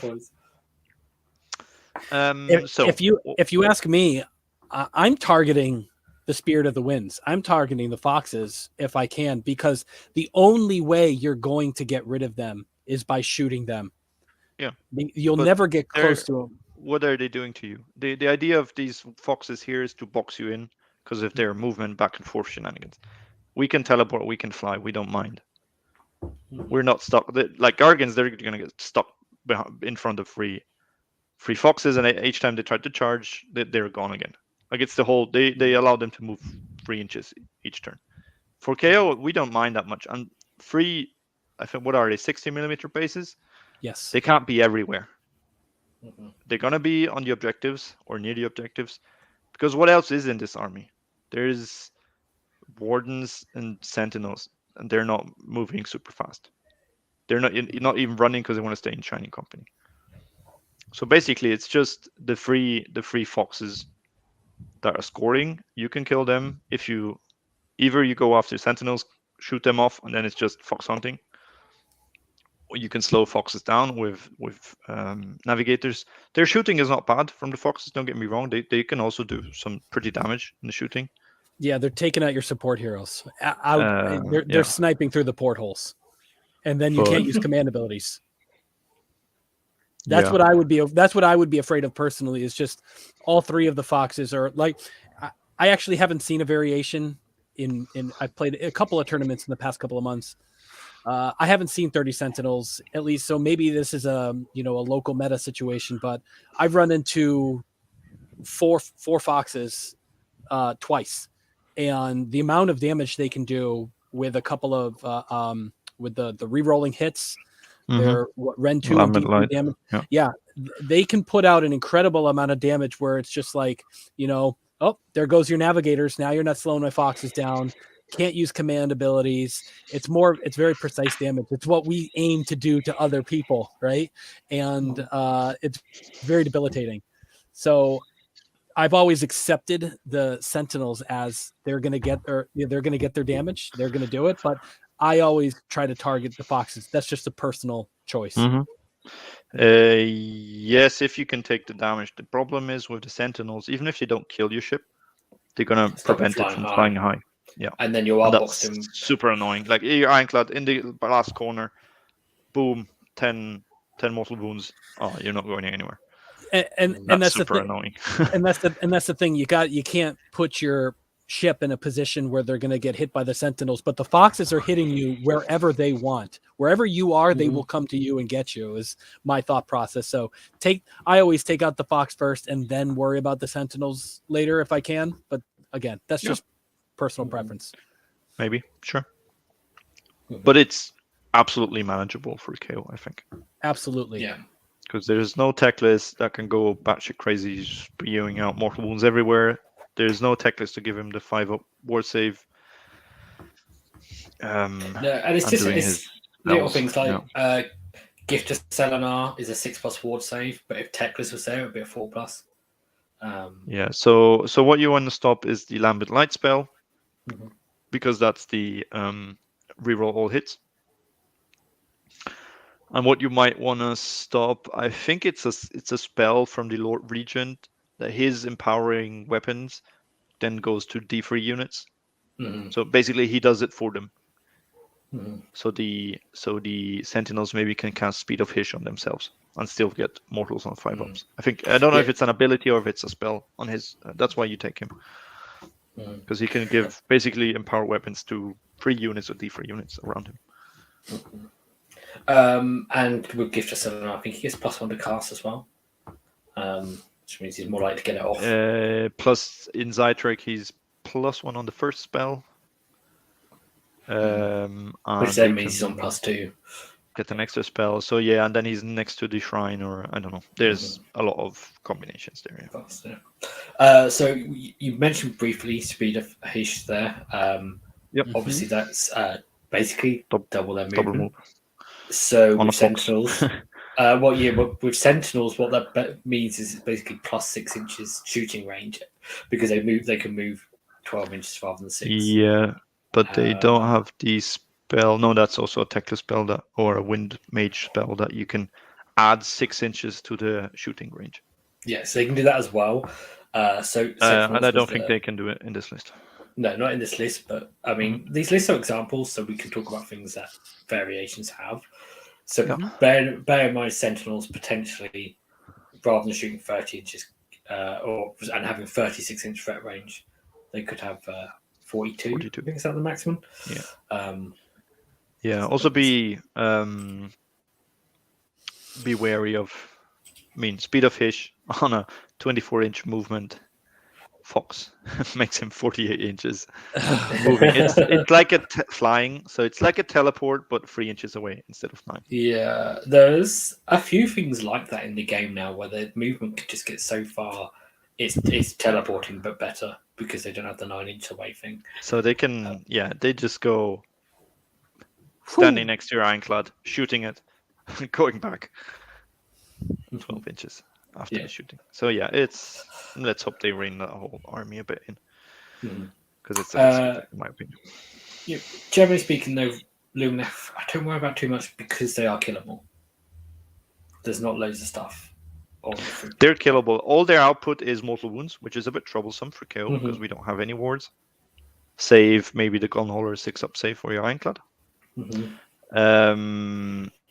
But on the other hand, they highly rely on proccing those mortal wounds on shooting, and so maybe if you can stop the spell that gives him the extra mortal wound on a 5 instead of a 6, already you're having the damage of that unit.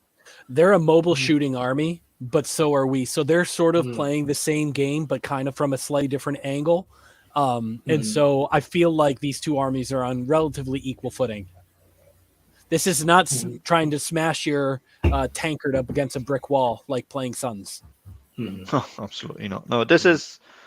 I'd be okay with playing Lumineth, because there's a game. Absolutely, and it's quite an interesting one too. Okay. One last thing before we move on, which we haven't mentioned, is Total Eclipse. If you don't know what that does, it basically means that you have to spend 2 command points every time you use a command ability. It's the worst. Crippling for some armies. It is so annoying, especially in Age of Sigmar 3. Yeah, because I want to read it, but I want to shoot. I need to spend 2 command points. And if you have 3 command points, you still can only do 1. That was going to be my point. It's so worse annoying. than it sounds, because when you have free CP, you're basically spending free CP for 1 command.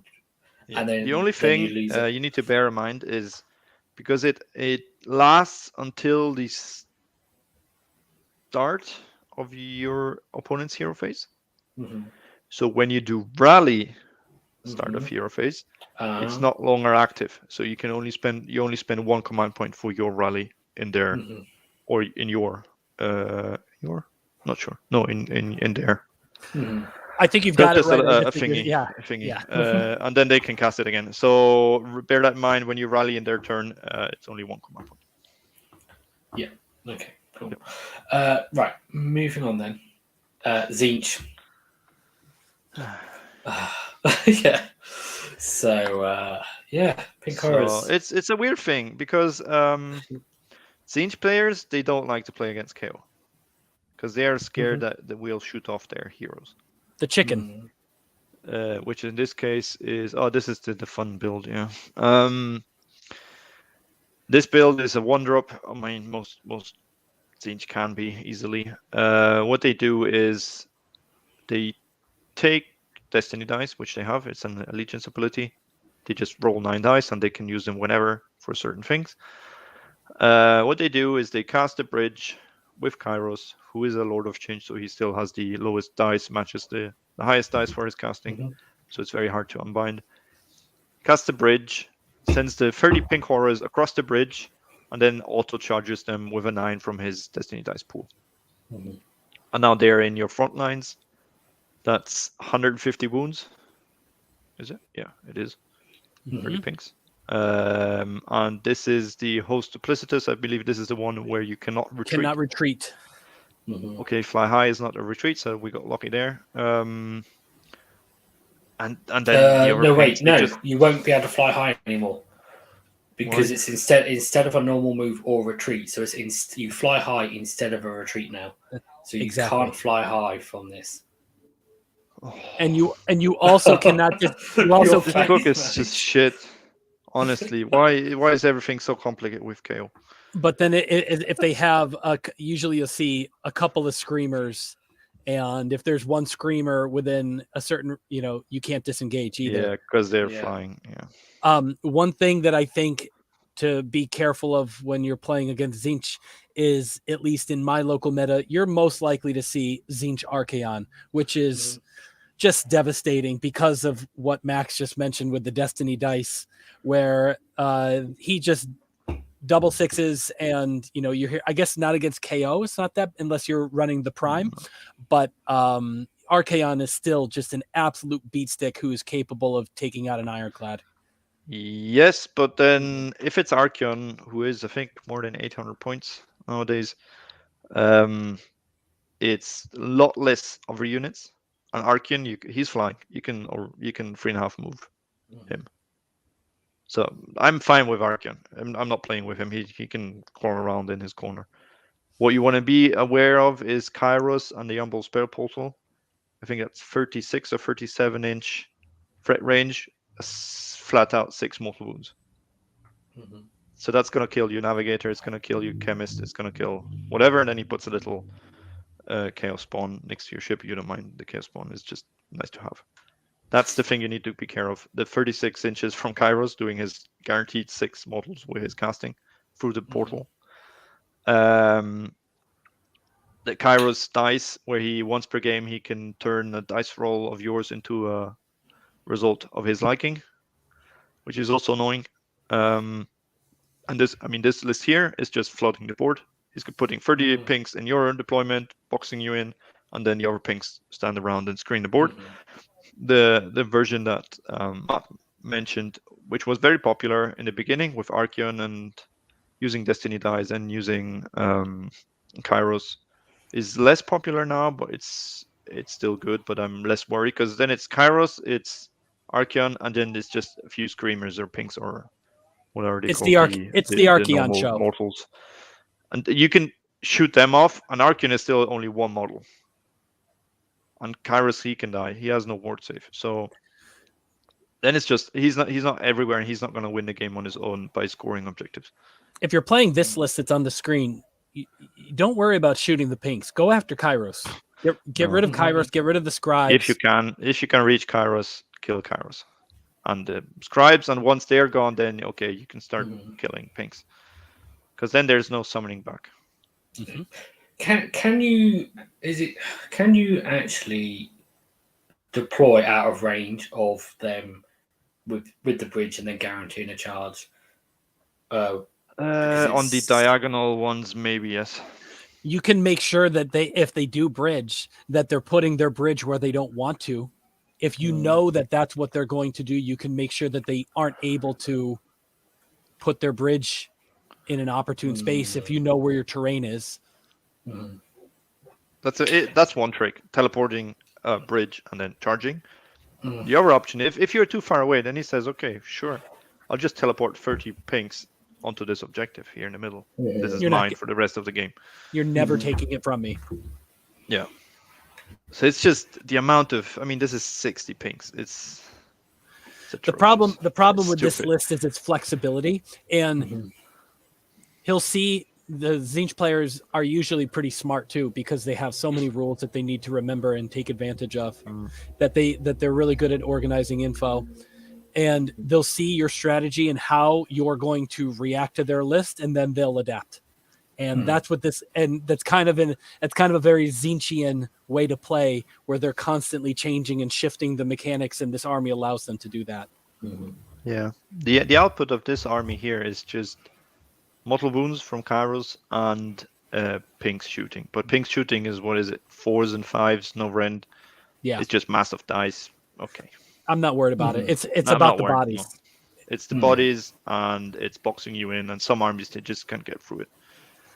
You see, 10 pink horrors, big deal. Well, those 10 pink horrors are 50 wounds. Like, even Gotrek is going to be busy for 2 turns with 10 pinks.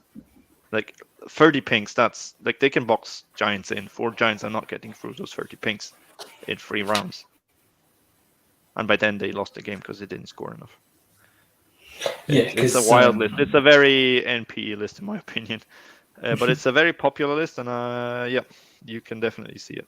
If people have the horrors, they will play this list. Yeah, because the thing is, it says 79 wounds here, but it's actually like more. What 319? Is that right? Something like that. It's over 300. Yes. Well over 350, 300. Kairos is 14, I believe. 314. No, you're Blue right, Scribes is 5 or 6. 5. So 319, 320, yeah, something like that. Okay. So, quick question. I don't actually know the answer to this, so hopefully you guys know. Is the Soulscream bridge and the spell portal? The Soulscream bridge now has to be set up wholly within 18 of the caster. Can you cast the Soulscream bridge through the spell portal to be set up so you get extra range with it? No, because I don't believe because the spell portal. Well, you can set it up, the endless spell, through a spell portal, but then it doesn't count as having moved and doesn't do the effect. So I'm not sure with static ones. Can you cast? To say no. I don't think you can cast an endless spell through the portal, but endless spells can move through them. But I'm not sure on the exact wording now. Yeah, I don't think you can cast an endless spell through the portal, but a predatory endless spell can go in and come out the other portal. But I don't think you can do it in the same way as just a spell through the portal. Yeah, another thing they could do is cast the bridge with the Blue Scribes, because they have an ability where they don't roll a casting roll, but they just roll a dice, and a 2+, it's automatically cast, kind of thing. Okay. So, and be aware that now spell portals work differently. I made this mistake in a tournament. I said, it's 18 inches from Kairos, and then, okay, I'll stay away from him. Fine, I'll give you the first turn because I'm safe. But I forgot that someone else can cast that spell portal, and they can put them like one to the left, one to the right, and it's much more than 18 inches. So bear in mind that goes as well for the Lumineth list if it has a spell portal with a Lambert line, for example. It is 18 inches from any caster, not just the one that you're worried about. No, it's the same with the bridge. That's wholly within 18 of the caster. So if the caster is sort of between where they want to go, then you can get like a further range than if they're behind where they want to go. Which is a beauty with KO. If you have a Zilfin hero phase move, the ship is in the middle of the board. One bridge goes to that angle, and the other one back to your unit. Yeah, you and get like 36 all the way. inches. Yep. Plus the Even size more, of the ship space. Okay. So what do we do against this? we mentioned trying to kill the heroes. They have one drop. They won't allow you. Mhm. They're gonna screen. They're gonna take first turn, unless you have a one drop and you outdrop them and you can go in. Then yeah, go for Kairos. But he'll try to You have save to screen himself with properly. Destiny dice. He's gonna try to save himself with Kairos dice Mhm. and What's the the blue range stripes. Once they're on gone, the yeah, okay. What's the range on the horrors shooting? Oh, not much. Is it less or more or less than 9? I think it's more than 9, but it's not much more than 9. So you have to be careful with your screening. But if you're more than 3 inches behind your screen, then they 12 can't charge inches. It's 12 inches. you. Yeah. Is it 12? But yeah. you just don't want your ship getting charged by the horrors, because if it does and they manage to enough wounds, then you can't fly high in your bucket. Yeah. Again, yeah, the exactly. shooting, you don't care about the shooting. can't fly And high all our defense on the ship and the 2+ save, there's nothing's going No, what I was wondering about with the shooting is if they can shoot off your screen and then charge your ship, but if you have your screen far enough in front, then they can't. just Because they can only 12 Yeah. charge 12 anyway. So if you're Yeah. So it's important. The most important thing here is screening and distances behind your screen, so that if they do bridge over those horrors, which they probably won't if you've done your screening right, then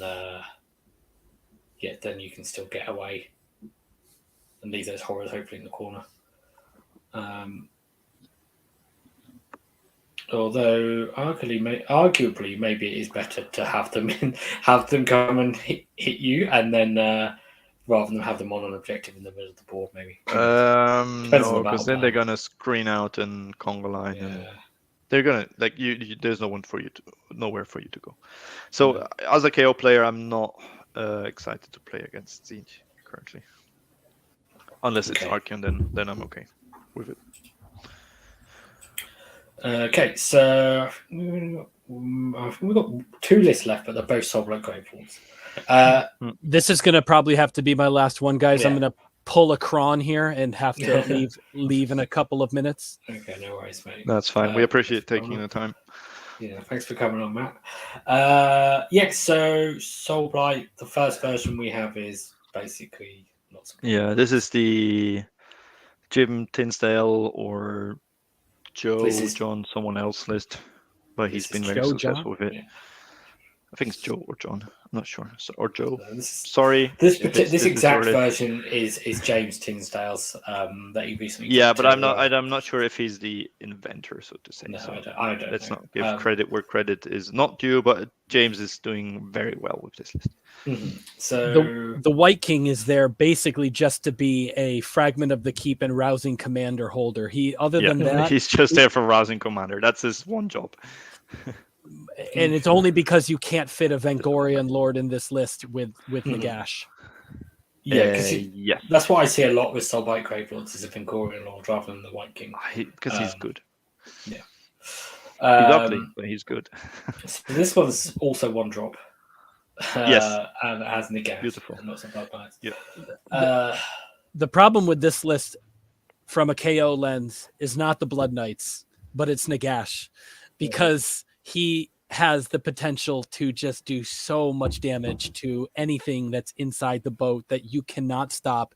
He just charges up his arcane bolts like Goku doing a Kamehameha and then just machine gun Nagash. Yeah. It's just so devastating.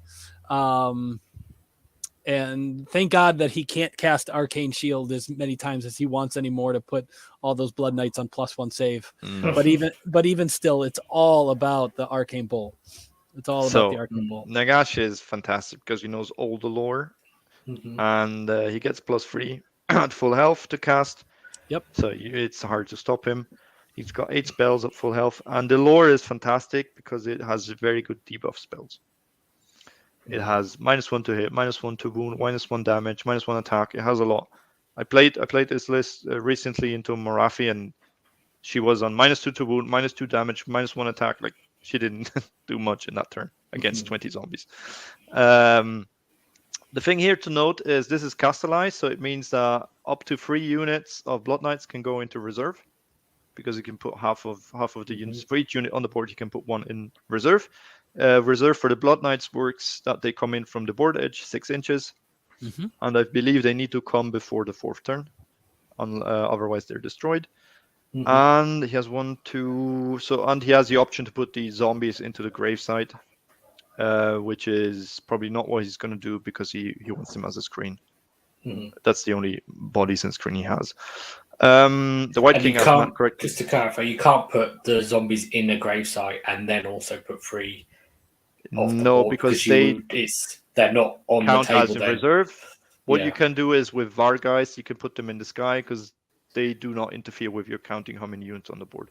They can go also in reserve. But they're not here. It's a 1-drop. Yeah, Rousing Commander just makes the Blood Knights better, basically. Hey guys, I just want to say I really appreciate you having me on, and until next time when I'm able to join you. When Nurgle book is out, we'll have you on. Oh, that's explain why. Filth. Teach us how to defeat it. I can't give away all the tricks before the Las Vegas Open, but no, I'm just kidding. No, but thank you so much, and I'll see everybody later. Well, thank you. Thanks, Matt. Take care, see you soon. Okay. So basically, it's Nagash is very hard. You could do the whole quarter move him because he's a flying monster. However, there is a spell in the lore that gives him +6 move. So from his 9-inch move, you go down to 3 inches? Wait, 9? No, less. 4.5, 2.25. But then he adds 6 again, so it's 8.25. So he didn't do much. So I'm not. Although sure it does mean he has to use that spell then. Yeah, well, he has 8 spells. I mean, the thing is, what else are you going to put it on? Like, if you have the navigators, you do it. Yeah, do it. So, maybe it's a mortal wound. Be aware that he has a 4-up ward only against mortal wounds, and on 6s he throws them back at you. So it's maybe 1 wound here, 1 wound there. The Blood Knights, they rely on a 9-inch charge when they come in. There's no way to make their charges better. There's just a reroll. When they charge, their lances, they're better. They do more rend, they do more damage. That kind of thing. The potential is there to have 15 attacks with rend 1 and 3 damage. But that's like when everything goes well. What Nagash also does is his command ability, board-wide battle shock immunity, rerolling 1s to hit for all death units, and rerolling 1s to save, and that's the big thing. It's 1 command point. The entire army is rerolling 1s to save and rerolling 1s to hit. Which on Blood Knights with it doesn't count as them receiving a command ability either, does it? No, I believe it's the same thing with aura abilities, but this time the aura is just board-wide. And it's in the hero phase anyway. So it's tough because now you have these 15 wounds Blood Knights, so 3 each, running around on a base 3-up save, rerolling 1s easily they have a commander, so easily going to a 2-up, rerolling 1s. They're tanky. They're not even, they're a hammer, but they can be an anvil. Like they're tough to shift. They all have a 6-up death save, rerolling 1s on that when they have the banner alive if they are within 12 inches of a gravesite or 12 inches of a hero. So they're very tanky. But I think it's okay. You can screen them because it's the 9 when they pop up, you know where they come in. And they need to make the charge. It's not a lot of bodies in this list. It's 42 bodies, and only Nagash counts as 5. And the White King has 2. So yeah, it's not that much. One thing to bear in mind with the mechanic from Soulblight is the summonable units, which is the zombies in this case. When they die, he gets to roll a dice, your opponent, in the end of battle shock phase, even in your turn. And on a 5-up, half the unit comes back once per game. If he kills someone in that turn, he adds that to the roll, so it could be a 4-up or 3-up. And that can be a bit a gotcha moment when you think, okay, I got this, I got my objectives, I did this. And they have 4 grave sites, and they can come up within 12. So it's a 24-inch area times 4 so it's a lot of the board that they can cover with gravesites, where they say, okay, I'm just gonna roll this. 5 up, 10 zombies come back. I'm gonna put them here on your objective back here. You don't score that objective. They score it, or they control it. So that's something you need to be aware of. But they didn't. Once you kill them again, then they're gone. They can't do this infinitively. They're zombies. The thing is with these summonable units, you want to kill them outright, because if not, they can summon them back. They get healed from graveside. They get healed from Nagash. You can free in a unit, plus D free from healing, and so on. And rally. So you actually want to kill them outright, but if you kill them outright, he gets 10 back. So ideally, you'd like to keep like 1 or 2 alive. It's hard to control. They have no save zombies, so they die. They have a special rule where they can pile in from 6 inches and pile in actual 6 inches. So they can run forward and pile onto your objective. And since this is then in a combat phase, there's no unleash hell against that. So be aware of that. But it's manageable. There's an important thing to note about with the bringing models back on when they bring back like half the unit, they are a new unit rather than the old unit. Yes. So they don't count as battle line. Yeah, they don't. Well, they are battle line, but they don't count for hold the line. Yeah, for line breaker or whatever it's called. Yeah. Yes. They're basically a new unit with half the strength. Yeah. And something like Broken Ranks other than the zombies, although there's 20 wounds there. The Blood Knights are tough to kill. If there's like 1 or 2 Blood Knights left, maybe it's a tough one. Yeah, picking a unit of Blood Knights for Broken Ranks, you're not going to kill them. Yeah, you're looking at the 2 up rerolling ones minimum. Yeah.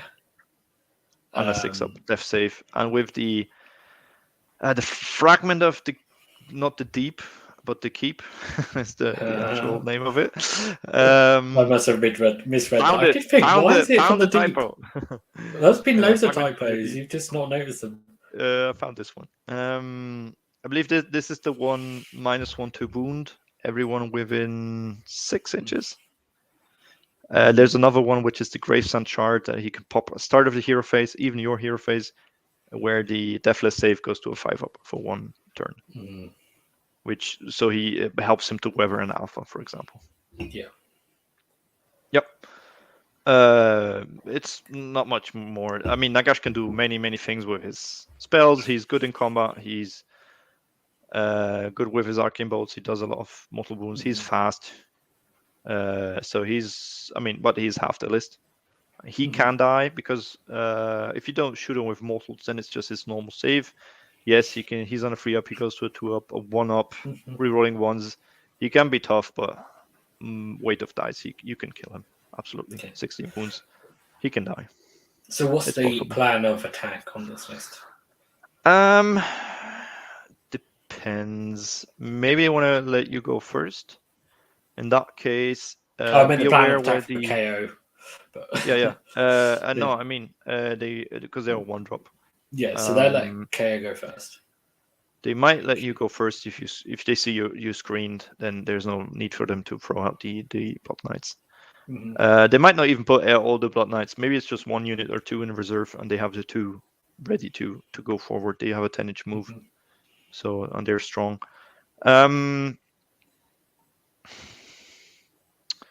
If you can kill Nagash with enough shooting, because if he didn't have a turn yet, then he's on a best case 2-up save, no rerolls. So with 1 rend and enough shots, 16 wounds, it's doable if you can reach him, if you can alpha him. And that's half the army. That's 970 points. And without Nagash, this army is still good, but there's less you can do. If not, the White King is a power multiplier in this list. So if you can get rid of him, and again, he's a hero that gives the Deathless save. So that's something nice. Taking out the zombies, I don't know if it's worth it because the 10 come back. sure. Mhm. At one point, you want to get rid of them because they're annoying when they come back. Yeah, Blood Knights, you can control a lot defense, unleash hell, that kind of thing, because they only have one rend, so all that damage is hidden behind one rend. So I think an Ironclad could survive against like 5 Blood Knights on the charge. Yeah, because they don't have monsters. Yes. Well, What, the Blood Knights? No, the only monster no, here is just- Nagash. Yeah, who you potentially caught and moved. So they're not going to be roaring at you to stop you. No. So you're going to be on a No, 2+. these are dudes on horses. These guys. So They're just is there any play, do you think, to just keeping out of range of Nagash? And if you can, but bear in mind he can be quite fast. He can move 15 inches with a spell. Yeah, try to keep away from him because he can do a lot of damage. because my concern would be if you went and you try and kill Nagash, even if you do kill him, potentially then you just get hit by everything then next turn. Oh, if you kill him, that's great. Yeah.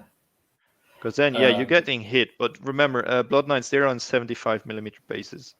They won't get that many into you because they're the big cavalry bases. Okay. So already with coherency, that's why they're all 5-man units to get them all in to attack. But they take a lot of space. Like getting more than 10 into like around the ship, that's hard work. Okay. They can be deadly, but if again one rend, the horses have no rend. I think you can weather an attack from Blood Knights. One thing to bear in mind with Blood Knights, they have the ability they can move even if they're in combat, and they can move over units with 2 or less or 3 or less wounds, I believe. And when they move over, they deal multiple wounds, which is okay. But they can also just move away from bigger wound units. So they charge you, they do the damage, and what they then do is move. It's not a retreat, it's a move 10 inches. And they can either charge again to get the extra damage again on the lances, or they can move over your screen and then charge what's behind it. Yeah. That's the idea. They're not getting held on by like lowly Arcanauts. They want to get to the big juicy stuff. So that, bear in mind, they can actually get over you, even if they don't fly. Okay. But usually if they charge Arcanauts, the Arcanauts are dead, probably. Should be. Probably. 15 attacks, damage 2, possibly 3. Yeah. Okay. But it's okay. I think there's a game here in this. Yeah. So differences in this last one is obviously no Nagash, Vampire Lord and Zombie Dragon, Manfred, Radica the Beast, and no Blood Knights, but 2 units of 20 Graveguard. Oh yeah, Graveguards are fantastic for their points. They're 10 for 140. They can do so much damage. Yeah, this is a Viker's dynasty, which basically means the skeletons and zombies, they all get +1 to wound if they're next to a hero. Manfred is fantastic. He's not Viker's dynasty, but it does matter. But he's fantastic because he has the ability that start of combat phase he can teleport away, which makes him great for like blocking things. Like he can charge someone and then move away, or he can let himself get charged. He ignores the first wound in each turn. He can heal back. He's also running around or free up save, so he's hard to kill. And then he just like combat starts like, yeah, I'm out of here. He goes somewhere else onto your objective, for example. Yeah. So that's he has lots of play. He's great. Raduka is basically a beat stick, and if he makes a charge, I think, and spends a command point, everyone gets extra attack. Same with Manfred. If he kills something with his sword, everyone around him gets an extra attack. So what you can do is, if everything goes right, these Graveguards, you can give them +2 attacks in this list.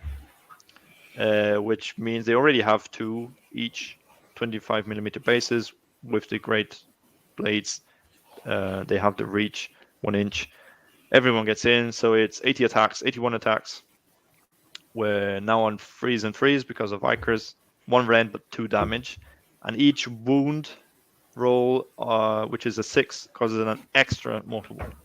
So these guys, like 20 of these, can take down a Gargant, no problem. Which is scary. The problem they're is definitely taking down an Ironclad. they're if they get in. The problem is here, or the problem I say for the which I think makes the list fair, is they need to make these charges. They're very slow. Graveguard, I think they also move 4 inches or 5. And even if they come out of the grave set, which helps them to get them like forward, you pop them out. There's no pluses to charges. Also not in this, and he doesn't have the trait for that, for the rerolls or anything. They're relying on 9-inch charges here, which is then difficult. And if they don't, they're just standing there. They're on a, let me say, 5-up save. The Graveguard with the big weapons. You can kill them. You can shoot them. Yeah. So generally, Soulblight don't like shooting because they don't have shooting themselves, and they need to get into combat to do. What they can do, he has another 20 skeletons and dire wolves, and they're all summonable. They can all come out on the ground with the Graveguard. What he can do basically is he can screen the whole board, stop you from flying high. Yeah. So that's one thing. The big threat here for KO maybe is the Vampire Lord and Zombie Dragon, because he's fast. He has the Flaming Weapons spell, which is interesting in this case, to give him more damage, I think, on his lance for potential 4 damage or even 5 damage. Other versions you see is with the movement spell that gives him a 20-inch move. And that's a fast Amethyst pinions. There is something important to note about pinions, because all of their spells have these things that if they roll a 10 or more unmodified, goes off twice, or 9 or more, sorry. Only the lore spells though, not the war scroll spells. Yeah. Which is a shame for Hand of Dust. Pinions can only target 1 unit, and the same unit can't benefit from it twice. So if they do roll a natural 10, they can't get plus 12 to them. Even more restrictive, it can only affect the caster. Yeah. He can only put it on himself. Yeah. And you are correct. It cannot be done more times. So there's a few where that explicitly says can only be cast once or cannot be done more than once or something. Yeah. But yeah, I mean, Flaming Weapons makes him just punch harder. The other version would be Amethyst Pinions, where they go faster. And the Vampire Lord, he can go on himself. He's a big dragon. He's a monster. He does some mortal wound shooting, and he can be strong. But I don't think they're like super overpowered. They're not a Maw-Krusha in combat. They can do harm, but they're not that hard. What's the big hitters here are the Graveguard, Radukar. He can be, if he like rolls well and he has the potential. Another thing with Radukar, he can summon another 10 wolves to this list once per game. So there's a lot of bodies here, basically. There's a lot of bodies. They're gonna try to target you, and when you move to them, then they're gonna go in and kill you. So for KO, this list is a bit more difficult. I'd start taking off the units, so the Graveguards and the Skeletons and Wolves, because they're what are scoring. The Dragon, maybe you can slow down, maybe shoot him. He's not unkillable. And then be aware that all these units you just killed, they have a chance that half the unit comes back somewhere where you didn't want. Yeah. So it's a bit annoying, yeah. But I think KO can. There's a game here against Soulblight. Okay. Because this is 5 drops. Yeah, you could take out maybe Manfred or Radukar. Like without the heroes, these lists work less well. Do you think it's fair to say that with Soulblight the lists vary a bit more than some other armies? A lot, and that's why I personally like the book. There's a lot of war scrolls in the book, and there's a few which are shit. Okay, every book has that, but there's a lot of war scrolls that are good, and what we see is a lot of different versions doing well. Did I forget anything here? Oh yeah, the Vampire Lords in this list, he can re-roll his casting because of Urkos Dynasty. Yeah. Okay. So the only thing. Manfred doesn't get that because he doesn't have the keyword. Yeah, no, it's a cool list. I like it. But that's the thing with all Soulblight lists. There's the mechanic of popping up where your opponent doesn't expect, bringing back units, which is a pain in the rear, and Graveguards when they're buffed, even 20 on their own, even 10, they can do a lot of damage, and he's got 14 here. Yeah, awesome. Okay, so I mean, we discussed a number of different example lists. Yep. For building KO, we had a question from the chat a while back now. I can't remember if I assume it was Durfu. But it was about drop count. So a lot of these lists have been 2 drops. Yes. Haven't they? So, and I found that with Bobo, I come up against 2 drop lists quite a bit and lost that roll off as well because I was 2 drops. I went, oh yeah, 2 drops. That's pretty good, and my first drop's in the sky, so it doesn't matter. So do you think we need to be going for 1 drop lists to control that turn order? I think 1 drop lists limits you a lot in list building. Because of 5 units and a behemoth. Either you take very expensive units, which means reinforced Arcanauts or something, or reinforced Thunderers. I don't think it makes it limits if you're not going Zilfin. It limits the number of boats in a certain way. Like then it's just an Ironclad and Gunhaulers, and then you need 3 units to fill up. The remaining 1,200 points because our heroes are not expensive. So 1 drop is hard to achieve, I think. So I think 2 drop maybe is the answer. Just because you still want to build a list that works or doesn't restrict you too much. Just for that, I'm 1 drop, but my list is not as strong as it could be. But it is what we see. We saw the same in Age of Sigmar 2, is being low drop and controlling who goes first is very strong. Because there's a mixture here. I mean, there's some high drops. Yeah, the high drops usually the very high drops they don't care.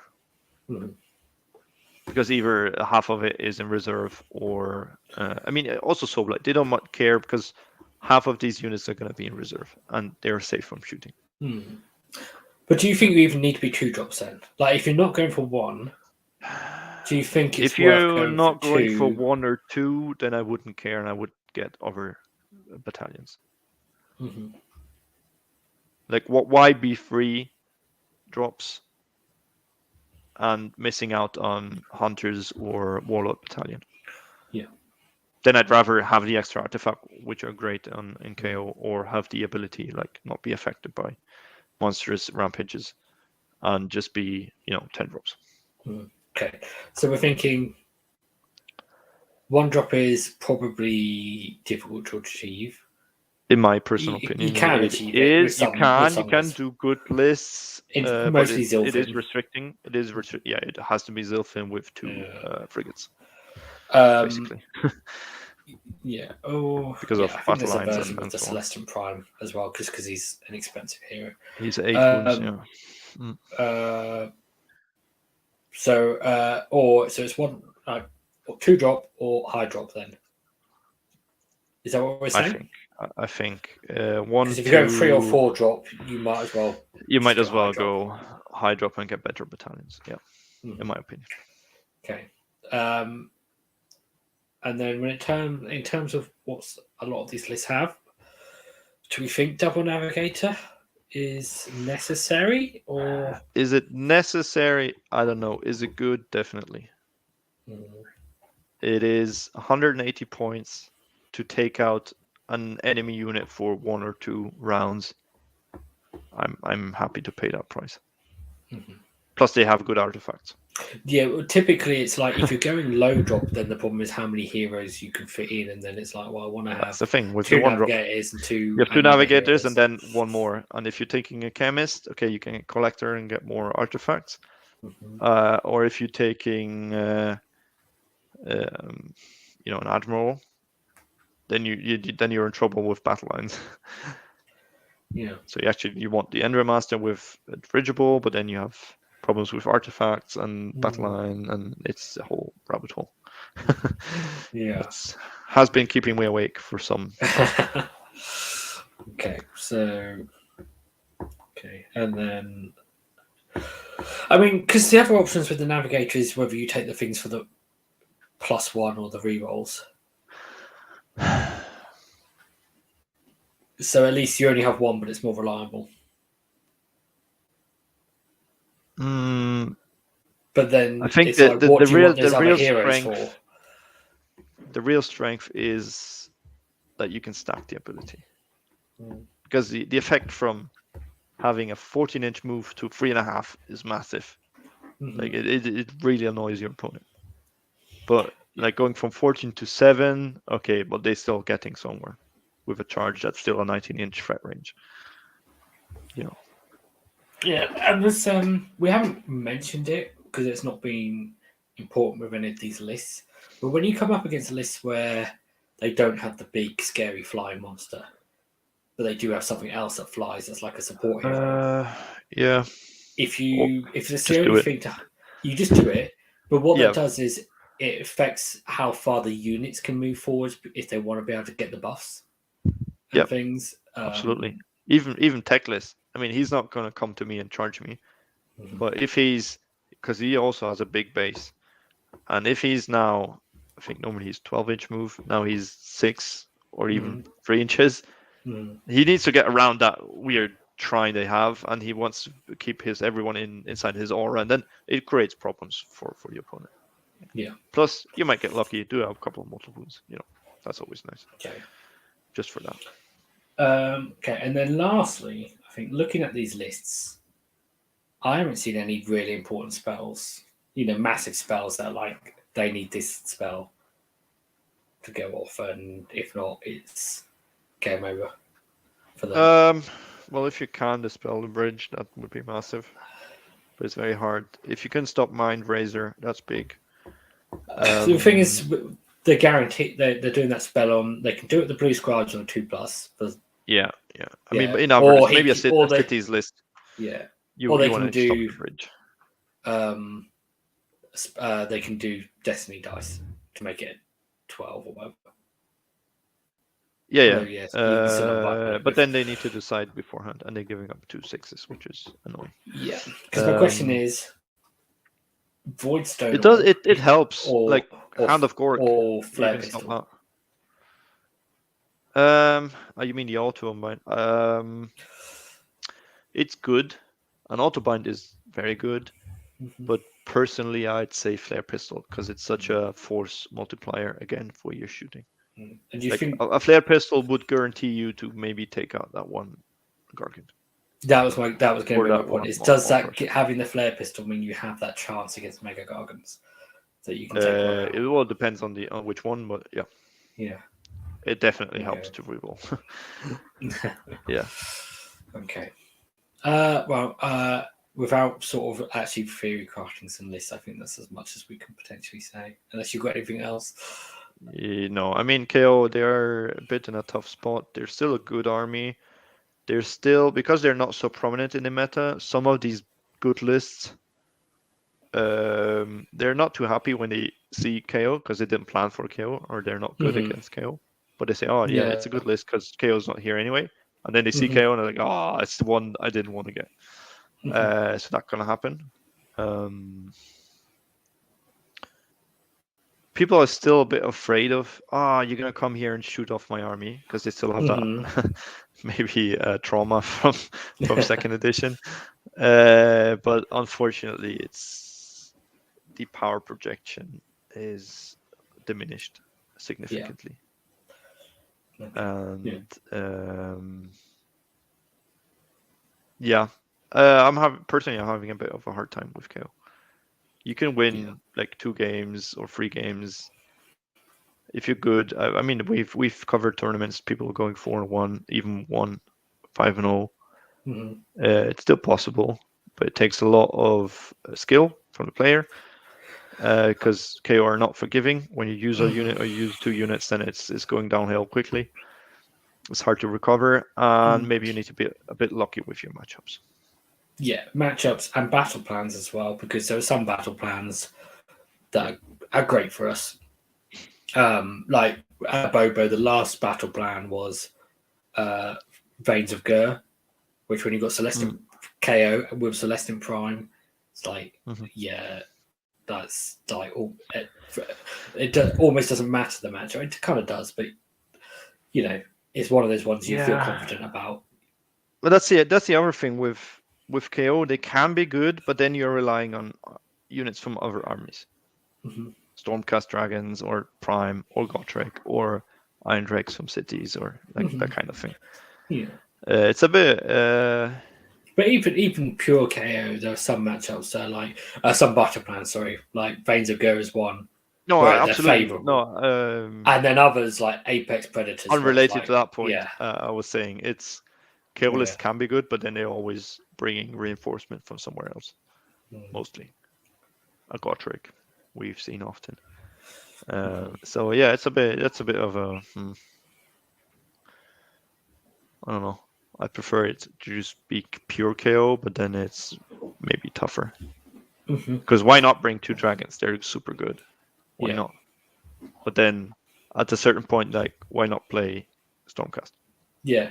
And bring all the dragons and ally in a few KO. You have that matchup where you play against someone that is a dragon's army, and you're like, well, I've got 2 dragons. Okay, well, I've got 10, so. Yeah, I've got 10 plus a hero on dragon. Yeah. All right. But yeah. That's the thing. That's the game. It changes. The meta changes. Sometimes the armies are good, then they're less good. Then a new book comes out, and new allies come out. Or points change potentially in December. Points change. Yeah. Decreases. Fingers crossed. If they put increases on the Ironclad, I'm gonna. Well, I mean, they could do. Riot. I mean, because the Ironclad is cheap compared to others, but I wouldn't mind getting a small increase on the Ironclad. Even with the point increase, like 2 dragons do more than an Ironclad and cost much less. It's just stupid. I mean, if you said like the Ironclad went up 10 points, but then other stuff went down 10 points, it's like, well, you're only going to take maybe one, maybe 2 Ironclads, and then if everything else has gone down, you still have on. And then I saved 20 points on the list. I got a 20 points change your game. Because there are some lists I write that 2005 points. So yeah, maybe I'm not sure. What you need is because there are also some points at 1925, 1930 something, and it's those drop. Yeah, there's a few lists like 1950. There's a few lists that I have at 1950, which is just annoying. If you get some lists that allow you to then all of a sudden take an extra unit, it could be important. Maybe. Yep. Okay. So on that slightly negative ending, I think we covered everything. So thanks for watching, everyone. Thanks for joining me, Max and Krohn and Matt. You left earlier. If you like the show, please hit like. If you want to see more content from us, Kharadron Overlords related or Age of Sigmar related, then please subscribe. And we will see you again next time. What you like us to discuss, maybe. Yes. We've not been too regular on shows recently because there's not much happening really for KO or interesting things. But if there's something that you want us to discuss or want our insight in, or I don't know, want to see certain things, let us know. We'll think about it. And the other thing is just being tournaments and stuff, like 2 tournaments in 2 months, and they cut out 2 weekends, and then with other people at tournaments other weekends, it just doesn't work. We have Battle Report coming up soon, don't we, Max? Yes. I filmed it. I need to cut it, and hopefully maybe by the end of the week of next week I can upload it. Cool. And hopefully I might be filming some Battle Reports soon, or maybe one. Oh, that'd be awesome. But you keep saying that like since a year now. Yes, I know. Okay, it's just tournaments and that, but and stuff. Bye-bye. But yeah, okay. Bye everyone. See you next time.